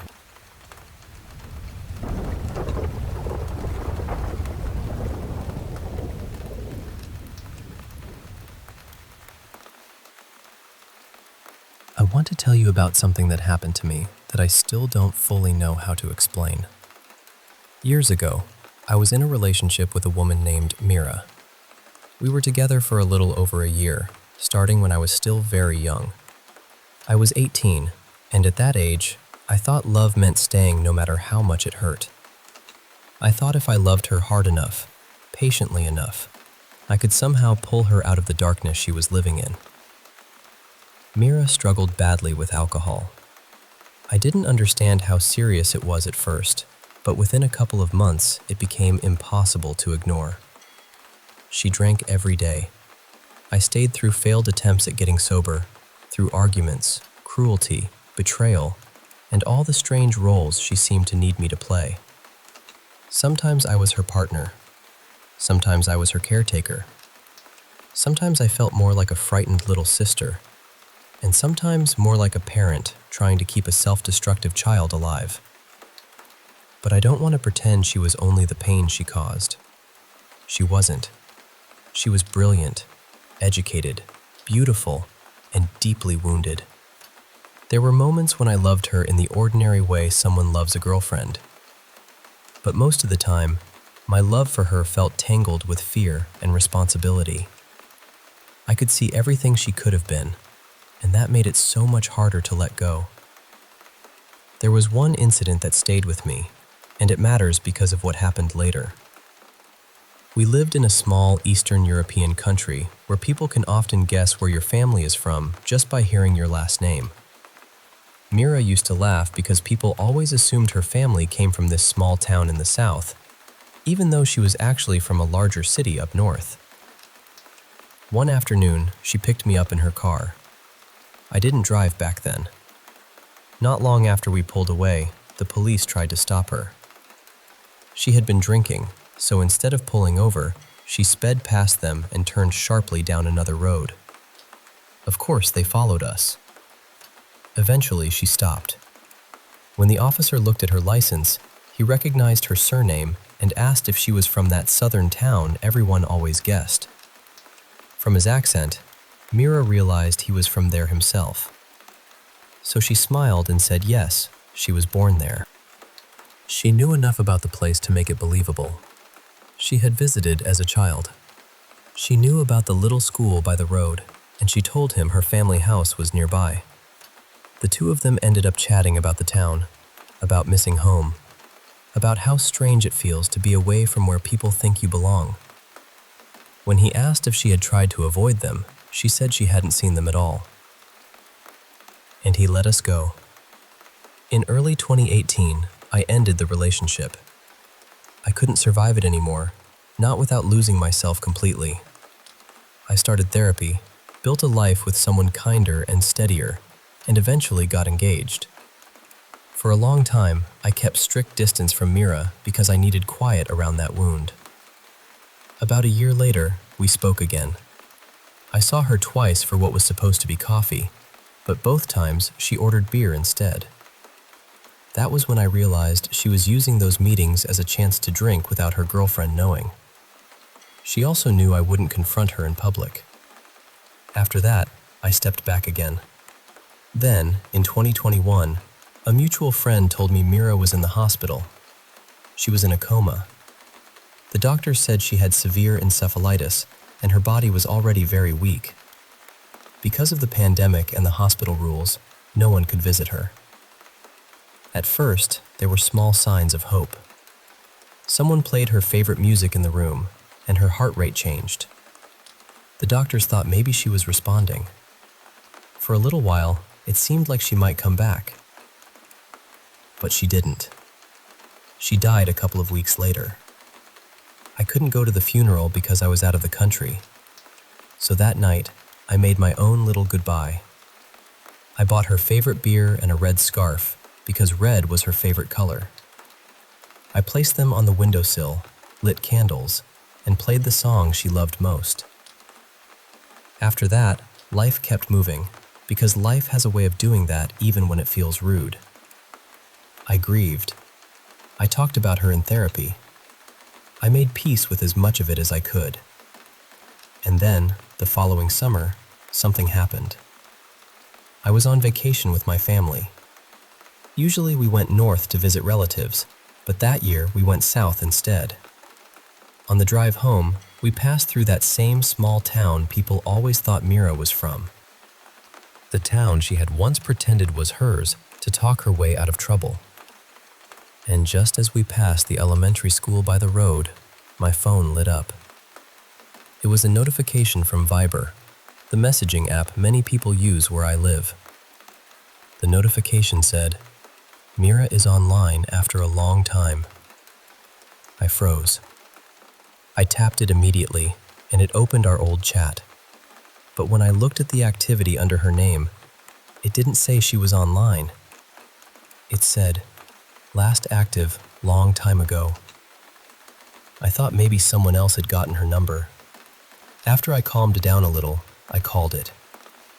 All I heard was the strange ringing tone you get when a number is no longer active. I sent a single question mark in the chat, just to see what would happen. It never delivered. It only stayed on sent. After that, I deleted the chat. I still have her contact saved, and I've checked it a few times since then. The photo hasn't changed. The activity hasn't changed. No one seems to have taken over the number, and I never got another notification like that again. So I don't know what it was. Maybe it was just a glitch. Maybe it was one of those bizarre coincidences that feels too perfectly timed.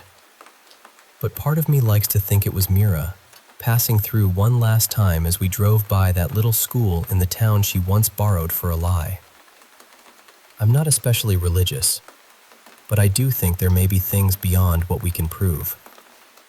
Quiet little things, strange little nudges, moments that seem to tap on the glass between this world and whatever comes after it. And maybe that notification was nothing, but I still wonder if it was her way of saying hello.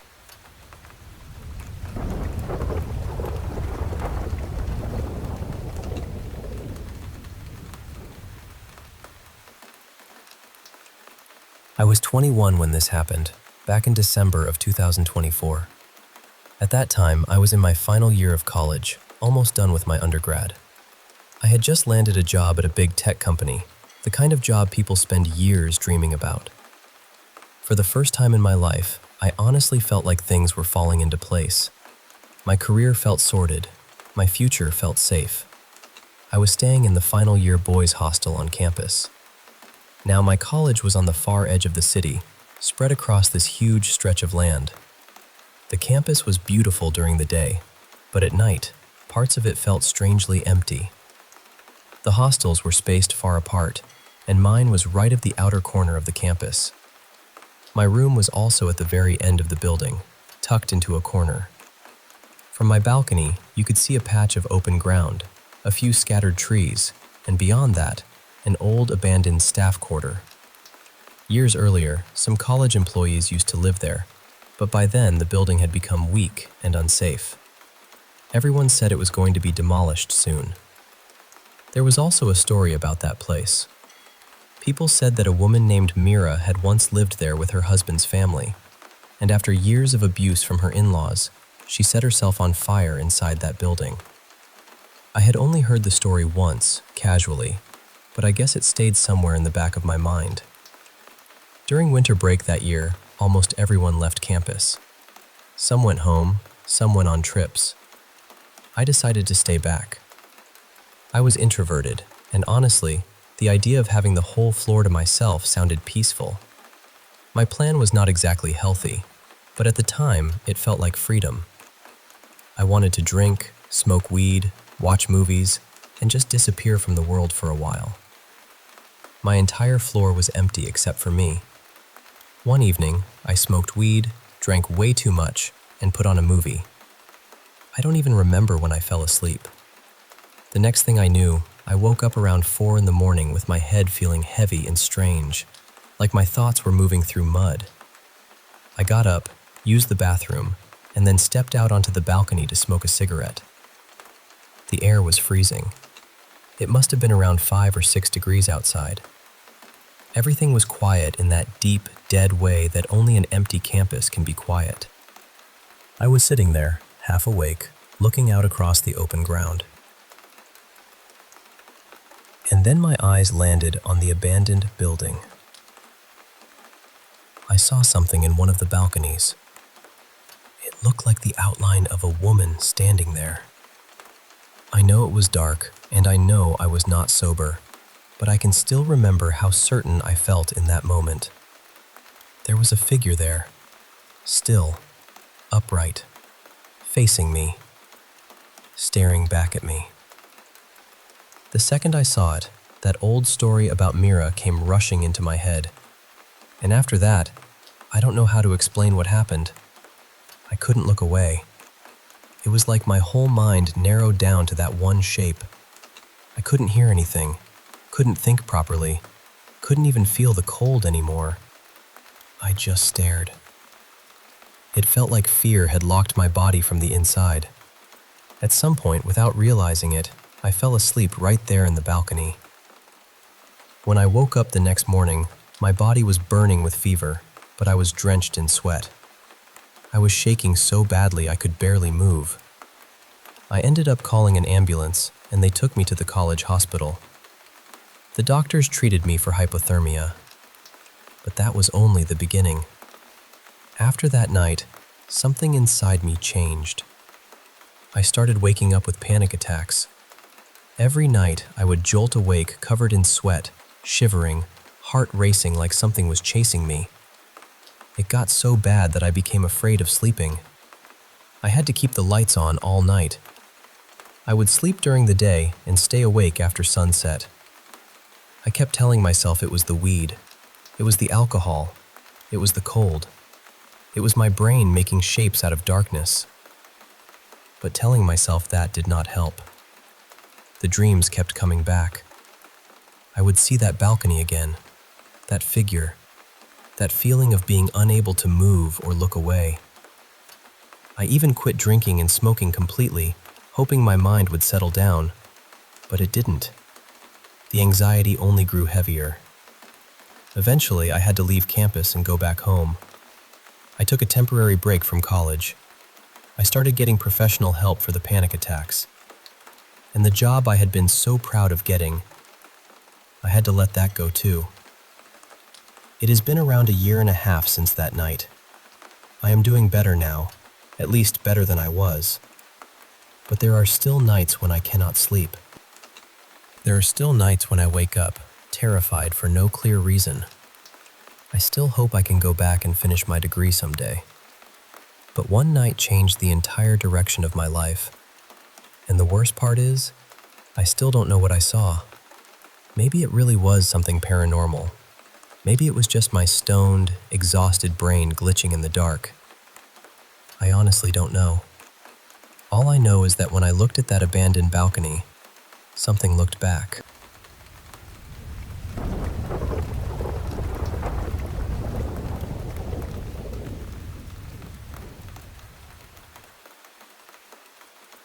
I've been dealing with something strange for as long as I can remember. When I was little, I used to hear noises in the house that I couldn't explain. Not normal old house noises either. These felt different. Sometimes I would see shapes too, dark figures slipping through rooms or standing where they shouldn't be. I was maybe 5 or 6 the first time I really noticed them, and I remember being so frightened that I didn't want to walk around the house alone. I would ask my grandmother to stay close to me, especially near the staircase. For a while, everyone treated it like I was just an anxious child with a big imagination. And honestly, I probably would have believed that too. Except one afternoon, my grandmother was walking upstairs with me, and suddenly, she stopped. She had heard it. More than that, she felt it too. After that, the whole feeling changed. It wasn't just, she's scared. It became this quiet, uncomfortable thing neither of us wanted to name. We never really talked about it again. My grandmother has always hated anything paranormal. She doesn't like ghost stories, doesn't like speculation, doesn't even like the atmosphere that comes with those conversations. I think she wanted to shut the door on it and pretend it had never opened.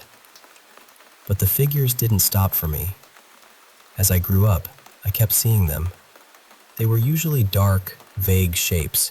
Not people exactly, but not just shadows either. Sometimes they seemed to drift around as if they had their own business. Other times, I had the awful feeling they were following me. The strange thing is that when I became a teenager, the noises mostly stopped. I didn't hear them anymore. I only saw them. For context, the house itself is not exactly ordinary. It's an extremely old house in northern Italy, older than the 1600s, and there's a small church attached to it. Beneath that church is an underground crypt, and the crypt is full of bones. There's even the preserved body of a young girl down there, and she still has long braided hair. The house used to be a convent a very long time ago. My family bought it after the friars were gone, and it has stayed in the family for generations. There are stories about one of my ancestors too. Apparently the village thought he was unwell, or maybe touched, as older people used to say. He claimed he could see things, and people said he would go into the crypt and play with the bones. I know how that sounds. Believe me, I do. The thing is, even now, as an adult, I still sometimes see the figures.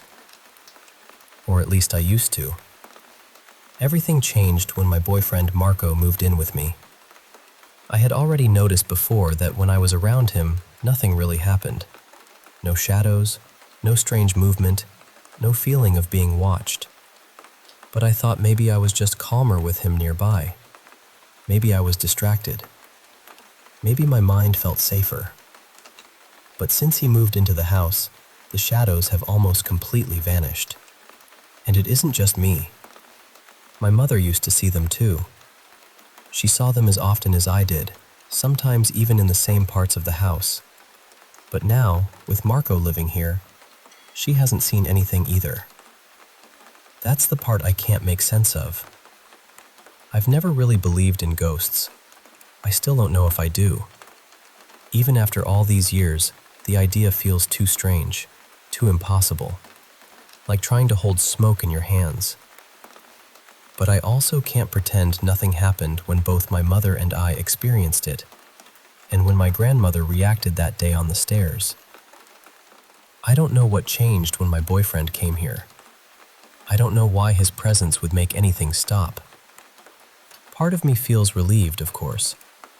Another part of me feels even more confused, because the silence almost proves there was something to go quiet in the first place. I should also say that I know almost nothing about the supernatural. I've avoided learning about it for most of my life. I think, deep down, I believed that if I ignored it, if I refused to look too closely, maybe it would leave me alone. But ignoring it never made it stop. Only him being here did. So I'm left wondering what this means. Is there some explanation for why these shadowy figures would disappear when one specific person moves into the house? Has anyone heard of anything like that before? I'm open to almost any explanation, honestly. I just don't want to be called crazy, because I know I'm not. I've lived with this quietly for years, and now that it's changed, I'm trying to understand why.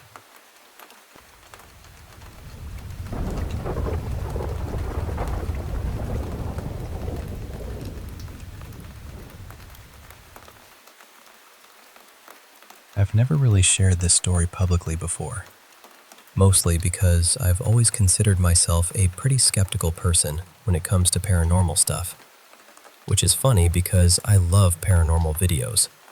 I'll watch ghost clips, haunted hotel stories, strange footage, all of it. But I usually walk away thinking, that was interesting, but it's not exactly proof. At least, that's how I felt until one road trip with my family. We were driving from Tennessee up toward New York, and instead of doing the whole trip in one stretch, we stopped at different places along the way. One night, we ended up staying at this huge old inn in North Carolina called the Grove Park Inn. It had this massive golf course out front, and the whole place had that grand, historic feeling to it. Honestly, though, I wasn't thinking much about the building. I was exhausted. After hours of being in the car, all I really cared about was getting into bed. My brother and I had one room, and my parents had another. We got to our room, dropped our stuff, and pretty much passed out. The next morning, we woke up early because we still had a long drive ahead of us. My brother and I decided to grab a quick breakfast from the little restaurant downstairs. It was nothing fancy, just bagels, pastries, coffee, that sort of thing. The restaurant was almost empty. It felt like they had just opened. The sun was still coming up, and everything had that quiet, early morning stillness to it. I picked a table near this big window that looked out over the golf course. It was a little tucked away from the rest of the room, next to one of those waiter stations with a tablet on it. There was also a TV hanging behind me, but it was turned off. We sat there for a bit, still half asleep, and then my brother said he had forgotten something back in the room, so he left me there at the table while he went to get it. I was just sitting alone, staring out the window, not really thinking about anything. I could see the golf course below, and from what I remember, there weren't really any guests out there. Maybe a few maintenance workers, but that was it. Then I noticed something. There was a figure walking down across the golf course. It looked like a man, maybe middle-aged. He was dressed in white, or at least mostly white. I remember thinking it looked like he was wearing a white button-up shirt that was open, and the fabric seemed to be moving a little, almost like it was catching the wind.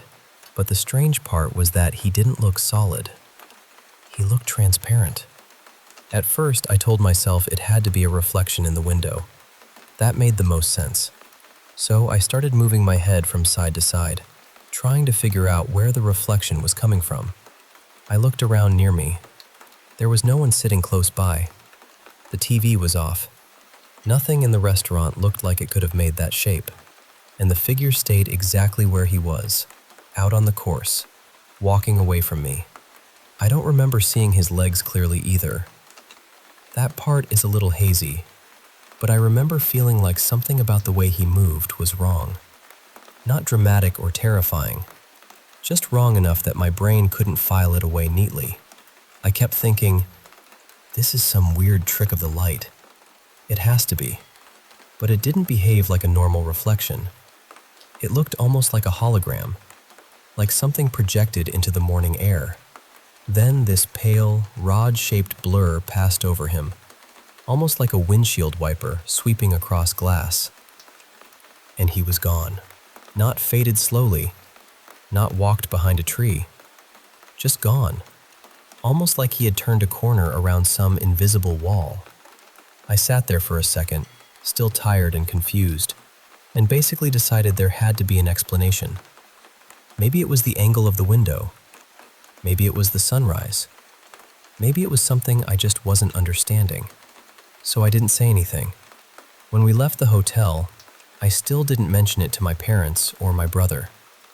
I just got into the back seat, put my headphones on, and figured, okay, that was weird, but whatever. A little while later, I heard my mom talking on the phone with a friend we had visited during the trip. She was telling her where we had stayed, where we were headed next, just normal travel stuff. Then suddenly, both my mom and dad reacted at the same time. They were like, "No way." I took off my headphones and asked, "What?" And they said, "She says the inn we stayed at is supposed to be haunted." The second they said that, I thought about what I had seen that very morning. I just kind of sat there and said, "Actually, I think I might have had an experience." My mom immediately started laughing, not in a mocking way, but in that shocked, delighted way people laugh when something lines up a little too perfectly. She was still on the phone, saying something like, "Are you hearing this?" And that was it. That's probably the closest thing I've ever had to what I'd call a real paranormal experience. I'm not saying I know for sure what I saw. I still don't. But I also can't honestly explain it away. It wasn't scary when it happened. I didn't feel threatened. I wasn't even thinking ghost in the moment. I was just sitting there, looking out at this quiet golf course at sunrise, watching something I couldn't make sense of. And then, after I left, I found out the place was known for being haunted.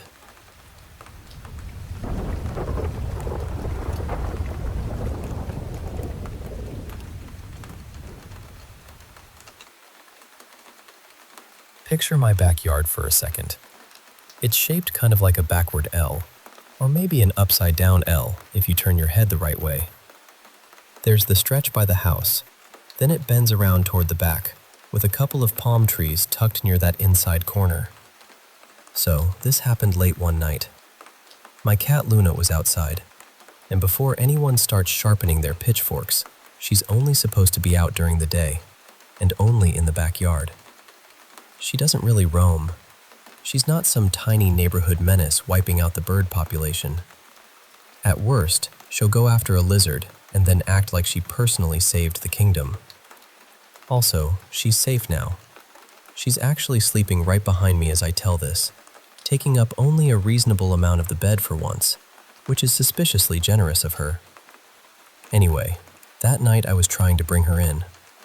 Usually, all I have to do is shake the treat container, and she comes barreling over like a furry little tax collector. But this time, nothing. No bell, no pause, no smug little face emerging from the dark. So I went inside, put my shoes on, grabbed this huge floodlight I keep around, and went back out. This thing is bright.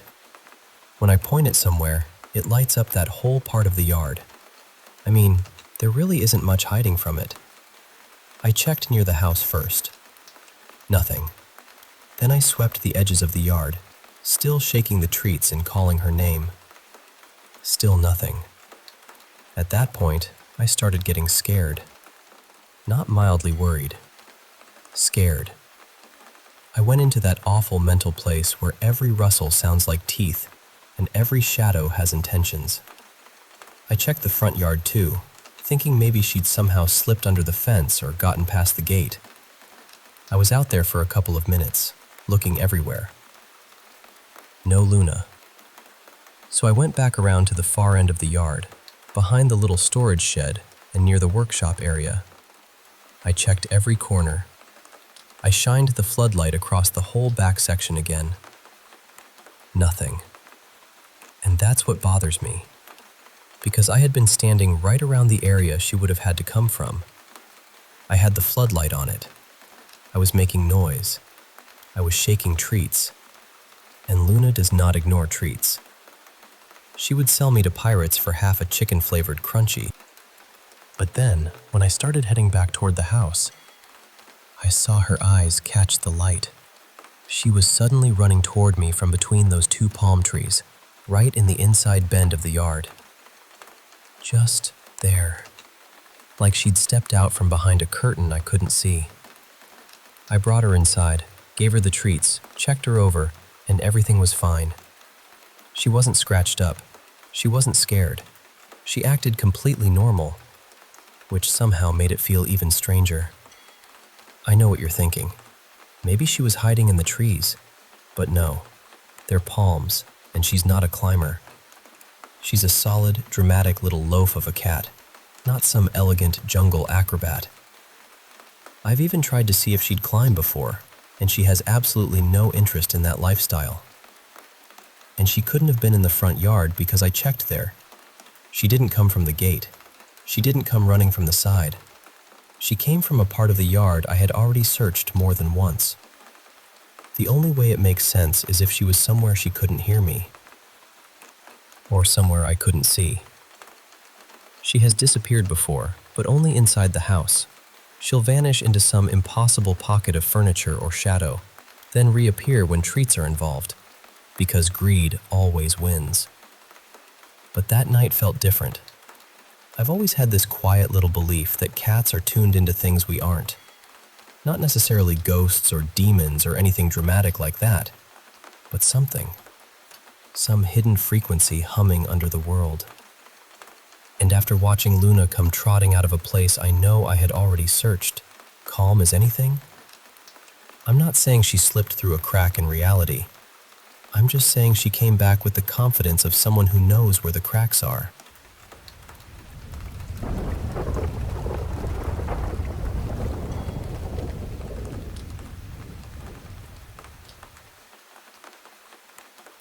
I was lying in bed with my partner when, out of nowhere, I felt this sudden, sharp, excruciating pain on the right side of my chest, and instantly, I knew I had been bitten.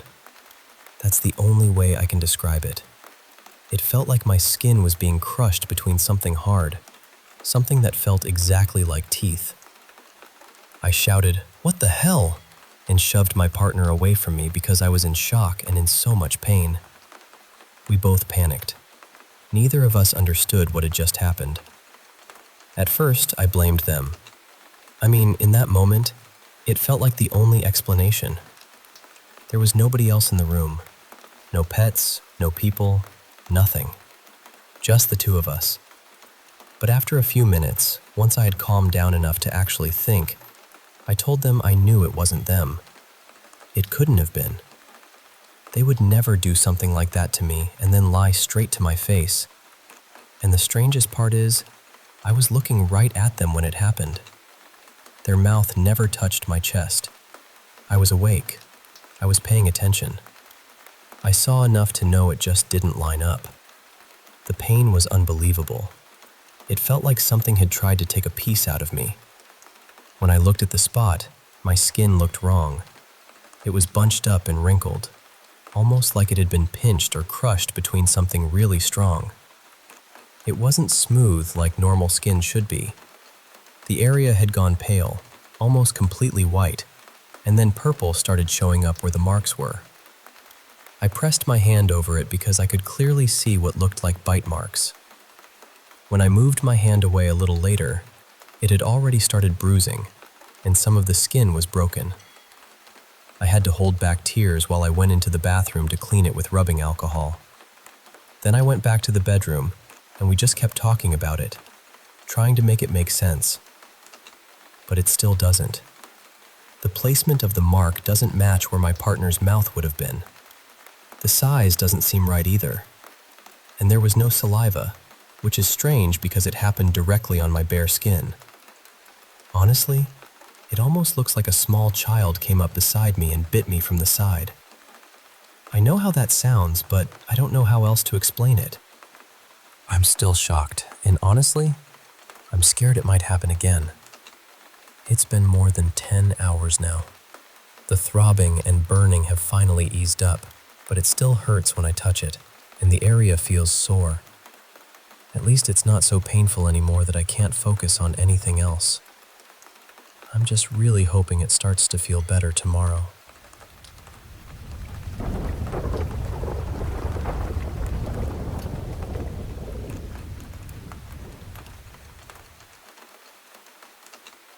I was about 12 when this happened. Back then, I lived on a small farm in rural Argentina, and I was already going through a lot mentally because I'd had a serious head injury not long before that. Our main house was still being built, and the place we were staying didn't have internet yet. The Wi-Fi had already been set up at the unfinished house, which was about a 10-minute walk away. So one evening, my friend Lena and I walked over there just to sit around, use our phones, and download a few things. After a while, it started getting dark. I remember looking at her and saying, "We should probably head back soon. My dad's going to be mad if I stay out too late." Right before we left, we were both standing there facing the unfinished house. I was waiting for one last song to finish downloading.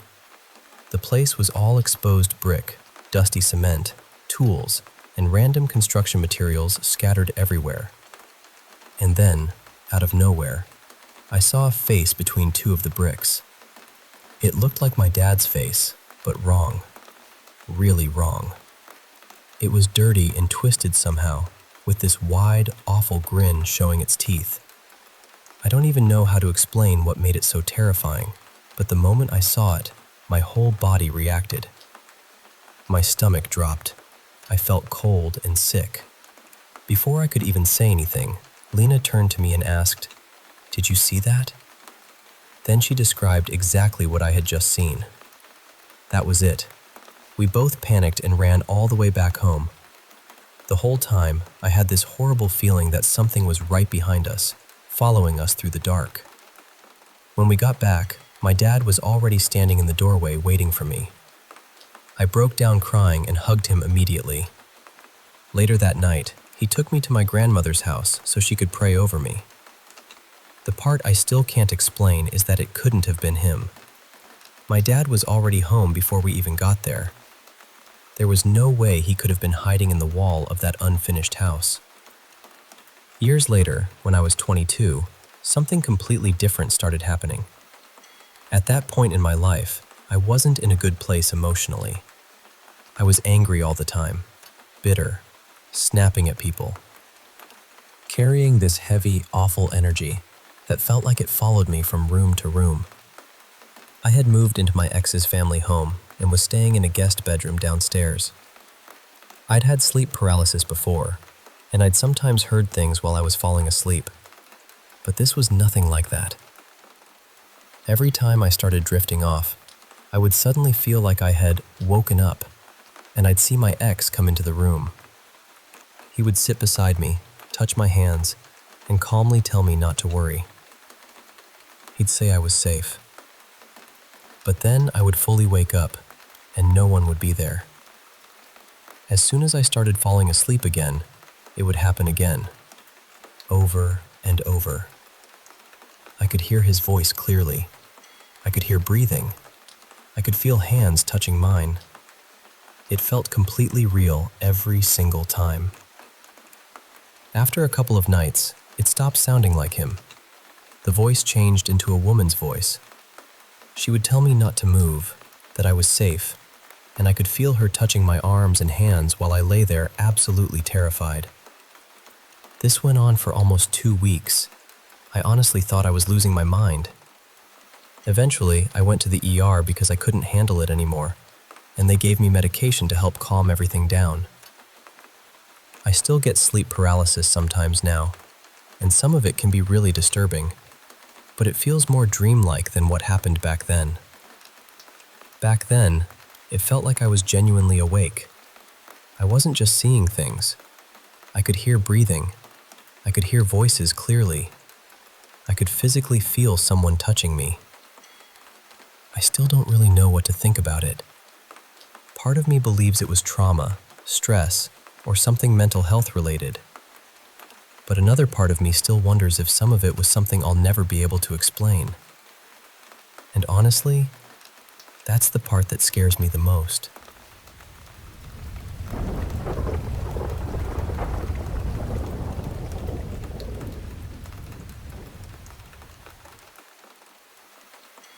My father had 2 elder brothers. The oldest brother had already sold his land to the middle brother, but my father, being the youngest, never made any decisions about his share of the land. At that time, we were living in South India in a defense colony. My father's plan was simple. He wanted to retire, move back to North India with my mother, and spend the rest of their life peacefully in the retirement home they had dreamed about. But that never happened. We had already stopped speaking to his middle brother and his wife. There were many reasons, but the biggest one was that we believed they were involved in black magic. We felt they had tried, again and again, to damage the lives of people around them. At one point, we even asked someone whether it would be safe for us to build a home in North India. That person warned us not to do it. They said building there would destroy our family and that we would lose a lot in the future. My father's oldest brother worked for the central government. After retirement, he had nowhere proper to settle, so he asked my father if he could build a house on my father's land. My father told him gently that it was not a good place to live and that he should look for another area instead. Then, one day, that elder uncle came to visit us in South India. He saw how we were living. We were happy. We were 4 children, 1 elder brother and 3 sisters, and we listened to our parents. We were obedient, focused on our studies, and our home had peace in it. When he went back to North India, he praised us in front of everyone. That is when things changed. His wife, who was also my mother's cousin sister, had always been jealous of my mother. After hearing so much about our family, she insisted on visiting us during the summer holidays with her youngest son. We could not refuse her. But after she came, our family started falling apart within days. She had brought some water with her from her place. At night, when we were sleeping, she would sprinkle it around the house, especially in the corners. After that, we started fighting constantly. The peace in our home disappeared. We all became anxious all the time. If my father was late coming home, we would panic and wonder whether he was safe. Earlier, it was her husband who used to fall often and meet with small accidents. But after her visit, my father started having accidents again and again. Then we began seeing something around him. It was a black figure. I still do not know how to explain it properly. It felt like it was always near him, always watching. It would say things like, "Nothing can save him. I will take him with me." We were just children. All four of us were still studying. We had no financial freedom, no power, and no way to take him somewhere or ask someone to help us properly. My father never drank alcohol, not even casually, but suddenly his eyes were always red. By the time he came home, he looked exhausted, almost like a drunk person. He would say, "They are going to kill me. I cannot sleep peacefully." Then one morning, after coming back from the temple, he fell from his two-wheeler at a very low speed. It should not have been a serious accident, but he suffered a brain hemorrhage. He died within 3 days. When he was admitted to the hospital, the doctors told us there was almost no chance of survival. We called all the relatives. But when we called the middle brother, he said something I can never forget. He asked, "Is it really necessary for us to come there? You people should be able to manage." That sentence stayed with me. When we were bringing my father's body back, we saw the black figure again. This time, it looked happy. It was dancing around him as if it had won. That moment broke something inside us. It felt like we had lost a battle between good people and evil people. After the cremation, my father's middle brother came and started fighting with us. He said he wanted to take my father's body back to North India. But by then, people in my father's village had started questioning him. They were saying that if he could not maintain good relationships within his own family, how could he ever become Sarpanch in the future? People had started seeing his true nature. He also insisted that all of us should come and live with his family. But I am grateful that my mother was strong enough to refuse. She chose to stay in the city and raise us there. Because of her strength, all of us eventually became independent. Still, there is one thing I have never been able to fully accept. Someone destroyed our family. Over time, we have learned to live with the trauma. We have also come to believe that some things happen because they are meant to happen, no matter how hard we try to stop them. But I still remember that black figure. I cannot say whether it was male or female. I do not know what it was. It only had the upper half of a body. It was completely black, with frightening eyes and a bald head. It always seemed to be smiling, almost pleased that it was going to hurt us. Even now, I do not fully understand what happened to my family, and if anyone can help me make sense of it, I would truly like to know.